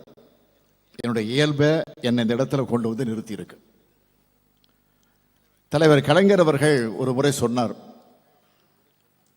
நான் பக்குவப்பட்ட காலத்தில், கலைஞர் சொன்னதை சொல்றேன், நான் பக்குவப்பட்ட காலத்தில் பிறந்தவன் தான் ஸ்டாலின். அது அவனது இயல்பிலேயே தெரியும்னு சொன்னார். அப்படிப்பட்ட பக்குவம் சின்ன வயசிலேயே எனக்கு இருந்ததுங்கிறத இந்த புத்தகத்தின் மூலமாக நீங்கள் அறிந்து கொள்ள முடியும். பிறக்கும் போதே ஒரு தலைவருக்கு மகனாக பிறந்ததும் அதுக்கு ஒரு வகையில் காரணமாக கூட இருக்கலாம். சின்ன வயசில் நான் பார்த்த அரசியல் நெருக்கடிகள், கைதுகள், போராட்ட காட்சிகள் இதுக்கு காரணமாக கூட இருக்கலாம். சாதாரணமாக ஒரு இளைஞனின் வாழ்க்கையில் நடக்காத, பார்க்காத, கேள்விப்படாத காட்சிகள் எல்லாம் என்னுடைய வாழ்க்கையில் நடந்தும் இருக்கிறது. அதுவும் காரணமாக இருக்கலாம். நான் 5 மாத குழந்தையாக இருந்தப்போ தலைவர் கலைஞர் அவர்கள் திருச்சி சிறையில் இருந்தார். என்ன கை குழந்தையா தூக்கிக்கிட்டு என்னுடைய தாயார் தயாளம்மாள் அவர்கள் திருச்சி சிறைக்கு கொண்டு போய் கலைஞர் இடத்துல காட்டினாங்க. நான் 12 வயசு பையனாக இருந்தப்போ மொழி போராட்டத்தில் ஈடுபட்டதுக்காக தேச பாதுகாப்பு சட்டப்படி தலைவர் கலைஞர் அவர்கள் கைது செய்யப்படுகிறார். நம்முடைய மதிப்பிற்குரிய அண்ணன் முரசொலி மாறன் அவர்கள் அவரும் அப்போ கைது செய்யப்படுகிறார். கல்லூரி படிக்கிற காலத்தில் தான் நான் மிசாவில் கைதானேன். கோபாலபுரம் வீட்டினுடைய அறையாகத்தான் சிறை இருந்துச்சு. அதுதான் என்ன செதுக்கியது. கோபாலபுரம் வீடு என்பது தமிழ்நாட்டினுடைய நிரந்தர அரச சபை. அது கோபாலபுரம் வீடு திராவிட இயக்கத்தினுடைய திருச்சபை. திரையுலக கலைஞர்களுக்கு அது கலைச்சபை, இலக்கியவாதிகளுக்கு அது சிந்தனை சபை. மொத்தத்தில் எங்களுடைய உயிர் சபை அதுதான். அந்த உயிர் சபை தான் என்னை உருவாக்குச்சு. அந்த வீடு என்னை வளர்த்தது, ஆளாக்கியது, பக்குவப்படுத்தியது, பண்படுத்தியது, பல்வேறு பொறுப்புகளுக்கு என்னை தகுதி படைத்திருக்கிறது. அந்த வகையிலே பார்த்தா இந்த புத்தகம் அந்த வீட்டினுடைய வரலாறு. பள்ளி பருவத்தில் கழக பாடம் படித்த வரலாறு, பாட புத்தகங்களோடு முரசொலி படித்த வரலாறு, கல்லூரி காலத்தில் அரிதாரம் பூசி முரசே முழுங்கு நாடகம் போட்ட வரலாறு, படித்து முடித்து பணிக்கு போக விரும்பாமல் மொழி காப்பதற்காக உயிரை தர தயார்னு முழங்கின வரலாறு, திரையுலகிலே கால் பதித்த வரலாறு, 23 வயசில் துர்காவை கரம் பிடிச்ச வரலாறு, திருமணமான காலத்தில் 5 மாத காலத்தில் சிறைபிடிக்கப்பட்ட வரலாறு. இப்படி எல்லா திருப்பங்களையும் 23 வயதுக்குள்ள பார்த்தவன் தான் நான். அதைத்தான் இந்த புத்தகத்தை நான் எழுதியிருக்கிறேன். தலைவர் கலைஞர் அவர்கள் உட்கார்ந்த நாற்காலியிலே நான் உட்காருவேன்னு நினைச்சு கூட பார்த்தது கிடையாது. முதல்வராக இருந்த அண்ணா அவர்கள் அவருடைய காரை அனுப்பி என்னை அழைச்சிட்டு வர சொன்னார். நானும் ஒரு காலத்தில் அந்த நாற்காலியில் உட்கார்வேன் என்று அப்போ நினைக்கவே இல்லை. பள்ளிக்கூடத்தில் படித்து கொண்டிருந்த மாணவனாக அண்ணாவினுடைய பிறந்த நாளை நடத்தினப்போ அதில் பல நிகழ்ச்சிகளுக்கு நான் துரைமுருகனை அழைச்சிட்டு வந்து பேச்சாளராக மேடையில் நிற்க வச்சு பேச வச்சு அழகு பார்த்தவண்ணா. அவர் இன்றைக்கு கழகத்தின் பொதுச் செயலாளர், நான் இன்றைக்கு இந்த கழகத்தினுடைய தலைவர். 1953 நான் பிறந்தப்போ குலக்கல்வியை எதிர்த்து போராடணும். இன்று நீட் தேர்வு எதிர்த்து போராடிட்டு இருக்கிறோம். பள்ளி மாணவனாக நான் இருந்தப்போ இந்திய எதிர்ப்பு போராட்டம் நடந்துடும். இன்று இந்திய ஆதிக்கத்தை இன்றைக்கு நாம் எதிர்த்து கொண்டிருக்கிறோம்.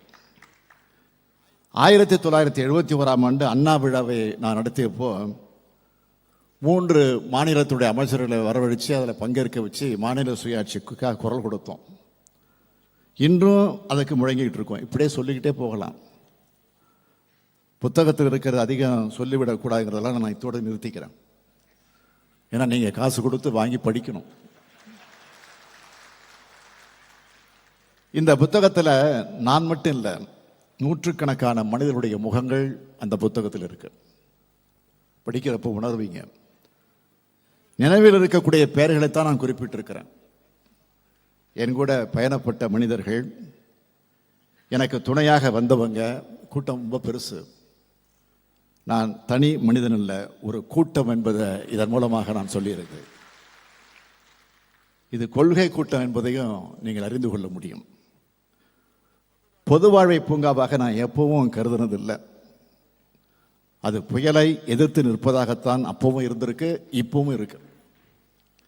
அதுக்கு காரணம் எனது குறிக்கோள் என்பது எப்போவுமே பதவியா பொறுப்பா மட்டும் இருந்ததில்லை, கொள்கையாக இருந்துச்சு.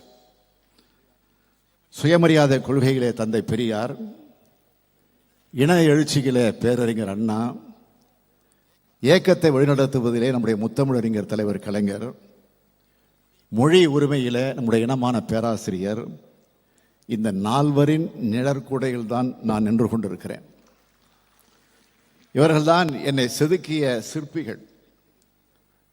இந்த 4வரும் தனி மனிதர்கள் அல்ல, அது தத்துவத்தினுடைய அடையாளங்கள். அத்தகைய தத்துவத்தினுடைய அடையாளமாகவே நான் இருக்க விரும்புகிறேன். எனது தத்துவத்துக்கு திராவிட மாடல், அதான் பெயர், திராவிட மாடல். மாடல் என்பது ஆங்கில சொற்கள். அதை தமிழில் சொல்றதா இருந்தால் திராவிடவியல் ஆட்சி முறை. அதுதான் என்னுடைய கோட்பாடு. அனைத்தையும் உள்ளடக்கிய வளர்ச்சி தான் என்னுடைய கோட்பாட்டு நெறிமுறை. கல்வியில், வேலைவாய்ப்பில், தொழில் வளர்ச்சியில், சமூக மேம்பாட்டில் இந்த நாடு ஒன்று சேரணும். அந்த வளர்ச்சி என்பது அனைத்து சமூகங்களையும் மேம்படுத்துவதற்காக அமையணும். ஒரு குறிப்பிட்ட மாவட்டத்தின் வளர்ச்சியாக இல்லாமல் அனைத்து மாவட்டங்கள் சீராக வளரணும், வளர்த்தெடுக்கப்படணும். பால் பேதமற்ற, இரத்த பேதமற்ற சமூகமாக நமது சமூக மனோபாவம் மாறணும். எல்லாருக்கும் எல்லாம் என்பதே இந்த திராவிடர்களுடைய கோட்பாடாகும். அனைத்து தேசிய இனங்களும் சரிநிகர் உரிமை தரப்படும் என்பதுதான் திராவிடவியலுடைய கோட்பாடு. இந்தியா என்பது மாநிலங்களின் ஒன்றியமாகும். அதைத்தான் அரசியலமைப்பு சட்டமும் சொல்கிறது. அனைத்து மாநிலங்களும் அதிக அதிகாரம் கொண்ட சுயாட்சித்தன்மை கொண்டதாக இருக்கணும். இந்த மாநிலங்களின் ஒன்றியமான இந்திய அரசானது கூட்டாட்சி முறைப்படி செயல்படும் என்பதுதான் திராவிடவியல் கோட்பாடு. இந்த திராவிடவியல் கோட்பாட்டை தமிழகத்தில் மட்டும் இல்லை, இந்தியா முழுமைக்கு எடுத்து சொல்லணும் தான். திரு ராகுல் காந்தி அவர்களும், மாண்புமிகு முதல்வராக இருக்கக்கூடிய பினராயி விஜயன் அவர்களும், உமர் அப்துல்லா அவர்களும், தேஜஸ்வி அவர்களும் இங்கே அந்த உணர்வோடு தான் அழைக்கப்பட்டிருக்கிறாங்க. இந்திய நாடாளுமன்றத்துடைய மைய மண்டபத்திலே நின்று நம்முடைய அருமை சகோதரர் ராகுல் காந்தி அவர்கள் ஒன்றை குறிப்பிட்டு சொன்னார். இன்றைக்கும் என்னுடைய செவிகளில் ஒலித்துக் கொண்டிருக்கிறது. India is a union of states என்றும் BJP can never ever rule over the people of Tamil Nadu அப்படின்னு சொன்னார். அவர் திராவிடவியல் கோட்பாட்டை முழுமையாக உள்வாங்கியவர் என்பதை அவர் எடுத்து சொன்ன வார்த்தை நமக்கெல்லாம் உணர்த்தி கொண்டிருக்கிறது. இத்தகைய மனமாற்றத்தை அகில இந்திய தலைவர்கள் அனைவரும் அடையணும் தான் பேரறிஞர் அண்ணா அவர்களும் முத்தமிழறிஞர் கலைஞர் அவர்களும் விரும்பினாங்க. அவங்க காலத்தில் அடைய முடியாத மாற்றம் இப்பொழுது தெரிய தொடங்கி இருக்கு. கூட்டாட்சி தத்துவத்தினுடைய நெறிமுறைகள் குறித்து நம்முடைய சகோதரர் ராகுல் காந்தி அவர்கள் இப்போ அதிகம் பேச தொடங்கி இருக்கிறார். அதற்காக என்னுடைய சார்பில் மட்டுமல்ல, தமிழ்நாட்டு மக்களின் சார்பில் என்னுடைய வாழ்த்துக்களை, பாராட்டுகளை நான் தெரிவிச்சுக்க விரும்புகிறேன். மாநிலங்களுக்கு அதிக அதிகாரம் கொண்ட வகையில் இந்திய அரசியலமைப்பு சட்டம் திருத்தப்படணும். அதற்கு அகில இந்திய காங்கிரஸ், கம்யூனிஸ்ட் கட்சிகள், அனைத்து மாநில கட்சிகளும் குரல் கொடுக்கணும். நிதி உரிமைகள் பறிக்கப்பட்டு, சிந்தனைகள் உரிமைகள் பறிக்கப்பட்டு, செயல்படக்கூடிய உரிமைகள் பறிக்கப்பட்டு, இன்றைய தினம் மாநிலங்கள் அதிகாரமற்ற பகுதிகளாக உருக்குலையக்கூடிய காட்சியை பார்த்து நாம் தடுத்தாகணும். அதுக்கு இந்தியா முழுமைக்குமான அனைத்து கட்சிகளும் ஒன்று சேர்ந்து பாடுபடணும். மாநிலங்களின் அதிகாரங்கள் ஒவ்வொன்றா பறிபோனத காரணமாகத்தான் அந்தந்த மாநில மக்களுடைய அரசியல் உரிமைகளும் பறிக்கப்பட்டு கொண்டிருக்கு. அதனை இப்போது அனைத்து கட்சிகளும் உணர்ந்து கொண்டிருக்கின்றன. மாநிலத்தில் சுயாட்சி, மத்தியிலே கூட்டாட்சி என்பது இன்று இந்தியா முழுமைக்கான முழக்கமாக மாறிவிட்டது. அதைத்தான் நாடாளுமன்றத்தில் திரு ராகுல் காந்தி அவர்கள் அழுத்தம் திருத்தமாக குறிப்பிட்டு சொல்லியிருக்கிறார். அதேபோல் இந்த சட்டத்தினுடைய ஆட்சியாக மட்டும் இல்லாமல் சமூக நீதியின் ஆட்சியாக மாறணும். இதற்காக அகில இந்திய அளவிலான சமூக நீதி கூட்டமைப்பை திராவிட முன்னேற்ற கழகத்தின் சார்பிலே உருவாக்கி அனைத்து அகில இந்திய கட்சிகளுக்கு நான் அழைப்பு விடுத்திருக்கிறேன். இத்தகைய திராவிடவியல் கோட்பாட்டை இந்தியா முழுமைக்கு விதைப்பதை எனது பணியாக மேற்கொள்வேன் என்று இந்த நிகழ்ச்சியின் வாயிலாக உங்கள் அத்தனை பேருக்கு நான் உறுதியாக குறிப்பிட விரும்புகிறேன். அந்த வகையில் எனது அரசியல் வாழ்க்கையின் திருப்பு முனையாக இந்த நிகழ்ச்சி அமைஞ்சிருக்கு. இந்த மேடையை பார்க்கும்போது என்னுடைய நினைவுகள் பின்னோக்கி போகுது. 1975ஆம் ஆண்டு ஆகஸ்ட் மாதம் 20ஆம் நாள் எனக்கும் என்னுடைய துணைவியார் துர்காவுக்கும் திருமணம் நடந்துச்சு. எனக்கு முன்னதாகவே அவரும் நானும் என்ற தலைப்பில் துர்கா தன்னுடைய வாழ்க்கை வரலாற்றை எழுதிட்டாங்க. மணமக்களாகிய எங்களை வாழ்த்தி அன்றைக்கு பிரதமராக இருந்த அம்மையார் இந்திரா காந்தி அவர்கள் வாழ்த்து செய்தி அனுப்பியிருந்தாங்க. இன்று அவரது பேரன் ராகுல் காந்தி அவர்கள் இந்த மேடையில் வந்து அமர்ந்திருக்கிறார். ஃபரூக் அப்துல்லா அவர்கள் வாழ்த்துச் செய்தி அனுப்பியிருந்தார். இன்று அவரது மகன் உமர் அப்துல்லா இந்த மேடையில் இருக்கிறார். கம்யூனிஸ்ட் இயக்கத்தினுடைய மாபெரும் தலைவரான கேரள மாநிலத்தைச் சார்ந்த EMS நம்பூதிரிபாட் அவர்கள் எனக்கு வாழ்த்துச் செய்தி அனுப்பியிருந்தார். இப்பொழுது கேரளாவிலிருந்து மாண்புமிகு பினராயி விஜயன் அவர்கள் வந்து இந்த மேடையில் அமர்ந்திருக்கிறார். நேரில் வந்து வாழ்த்துவதற்காக பீகாரிலிருந்து பெருந்தலைவர் ஜெகஜீவன் ராம் அவர்கள் வந்திருந்தார். இப்பொழுது பீகாரிலிருந்து தேஸ்ஜவி அவர்கள் இங்கே வந்து அமர்ந்திருக்கிறார். அன்று எங்கள் திருமணமே அகில இந்திய மாநாடு போல் நடந்துச்சு. இன்று இந்த புத்தக வெளியீட்டு விழாவும் அகில இந்திய மாநாடு போல் நடந்து கொண்டிருக்கிறது. எங்களது பல்வேறு அரசியல் பணிகளுக்கு இடையில இங்கே வந்திருந்து என்னை பெருமைப்படுத்திய ராகுல் காந்தி அவர்களுக்கும் மாண்புமிகு பினராயி விஜயன் அவர்களுக்கும் உமர் அப்துல்லா அவர்களுக்கும் தேஜஸ்வி அவர்களுக்கும் இந்த நேரத்தில் என்னுடைய நன்றியை தெரிவித்துக் கொள்ள விரும்புகிறேன். I thank each and every one of you for gracing this occasion with your presence. I have always dedicated myself to public life, and I assure that I will remain so forever. Before concluding my speech, I wish to make an appeal, not just to the leaders on the stage, but to everyone who believes in secular value.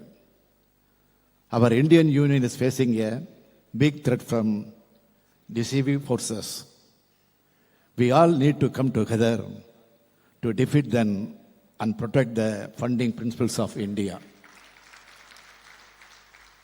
தலைவர் கலைஞர் அவர்கள் புத்தக வெளியீட்டு விழாக்களில் பெரும்பாலும் நம்முடைய கவிப்பேரரசு வைரமுத்தவர்கள் இருப்பார்கள். இந்த மேடையிலும் வைரமுத்தவர்கள் இருக்கிறார்கள். கலைஞர் இல்லாமல் வைரமுத்துவின் புத்தக வெளியீட்டு விழாக்கள் இருக்காது. அந்த நன்றியின் அடையாளமாகத்தான், கலைஞரின் கவிதை அடையாளமாக இங்கு வந்திருந்து வாழ்த்திய அத்தனை பேருக்கும் நான் நன்றி தெரிவிச்சுக்க விரும்புகிறேன். திராவிட இயக்கமும் திரையுலகமும் பிரிக்க முடியாதவை. அதேபோல கோபாலபுரமும் கோடம்பாக்கமும் பிரிக்க முடியாதவை. தலைவர் தொடங்கி இன்று உதயநிதி வரை அது தொடர்ந்து வருது. கலை உலகின் பிரதிநிதியா இனமான நடிகர் சத்யராஜ் அவர்கள் கலந்து கொண்டு வாழ்த்துரை வழங்கியிருக்கிறார். அவருக்கு நன்றி தெரிவிச்சுக்கிறேன். கழகத்தின் பொதுச் செயலாளர் மாண்புமிகு துரைமுருகன் அவர்களும் பொருளாளர் TR பாலு அவர்களும் எனது 2 கரங்களாக இருந்து இந்த பங்களிப்பு செய்திருக்கிறாங்க. எனது பள்ளி கல்லூரி பருவ வயதில் அவர்களை நான் பார்த்தேன். இன்று நாங்கள் இணைந்து கழகத்தை காத்து வருகிறோம். கொள்கை சார்ந்த நட்புக்கு எவ்வளவு பலம் அதிகம் என்பதை பல்லாண்டு காலம் இந்த நட்பு காட்டி வருகிறது. இத்தகைய லட்ச உடன்பிறப்புகளால் ஆனதுதான் திராவிட முன்னேற்ற கழகம். துரைமுருகன் அவர்களுக்கும் பாலு அவர்களுக்கு நன்றி சொல்வது எனக்கு நான் நன்றி சொல்வதற்குள் ஆகிடுவோம். உங்களின் ஒருவன் நூலை உலகத் தரத்துடன் அழகியல் தரத்துடன் அச்சிட்டு வெளியிட்டு இருக்கிறது. தலைவர் கலைஞர்களின் பெரும்பாலான நூல்களை வெளியிட்ட பூம்புகார் இந்த நூலையும் முன்வந்து நன்றி தெரிவிச்சுக்கிறேன். ஆக நாடாளுமன்ற பணியாக இருந்தாலும், மக்கள் பணியாக இருந்தாலும், மகளிர் அணி பணியாக இருந்தாலும் எல்லாத்தையும் சிறப்பாக செயல்பட்டு வரக்கூடிய அன்பு தங்கை கனிமொழி இந்த விழாவிற்கு வாழ்த்துச் செய்தியும் அனுப்பியிருக்கிறார்கள். ஆக தமிழகத்தினுடைய அரசியல் தலைவர்கள், அமைச்சர் பெருமக்கள், எனது நெருங்கிய நண்பர்கள், கழகத்தினுடைய முன்னணியினர், கலை உலகத்தைச் சார்ந்தவர்கள், சட்டமன்ற உறுப்பினர்கள், நாடாளுமன்ற உறுப்பினர்கள், அரசு அலுவலர்கள், பத்திரிகையாளர்கள், கழக உடன்பிறர்கள், இந்த அரங்கம் நிறைஞ்சிருக்கு. உங்கள் அனைவருக்கும் தனித்தனியாக நன்றியை தெரிவித்துக் கொள்கிறேன். உங்களால் உருவாக்கப்பட்டவன் நான், உங்களால் வளர்த்தெடுக்கப்பட்டவன் நான், என்றும் உங்களின் ஒருவனே, என்றும் உங்களின் ஒருவனே என்பதை சொல்லி உங்கள் அத்தனை பேருக்கும் என்னுடைய மனப்பூர்வமான நன்றியை மீண்டும் ஒரு முறை எடுத்து கூறி விடைபெறுகிறேன். நன்றி, வணக்கம். நாட்டு மக்களுக்கு என்ன செய்யலாம் என எண்ணிக்கொண்டிருக்கும் உங்களின் இந்த உரைக்கு நன்றி ஐயா. நல்லதொரு இந்த நிகழ்வின் இறுதியாக நாட்டுப்பண்.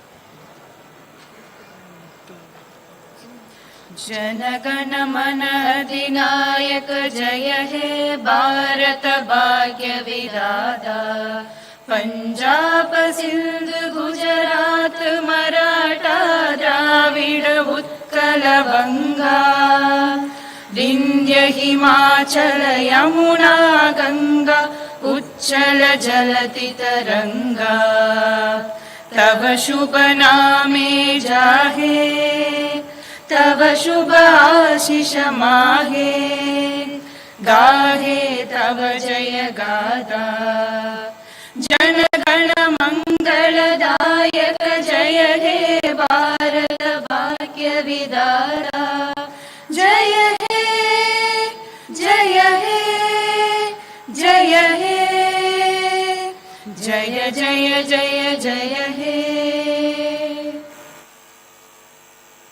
உங்களில் ஒருவன் முதல் பாகம் நூல் வெளியீட்டு விழா இனிதே நிறைவடைந்தது. நன்றி.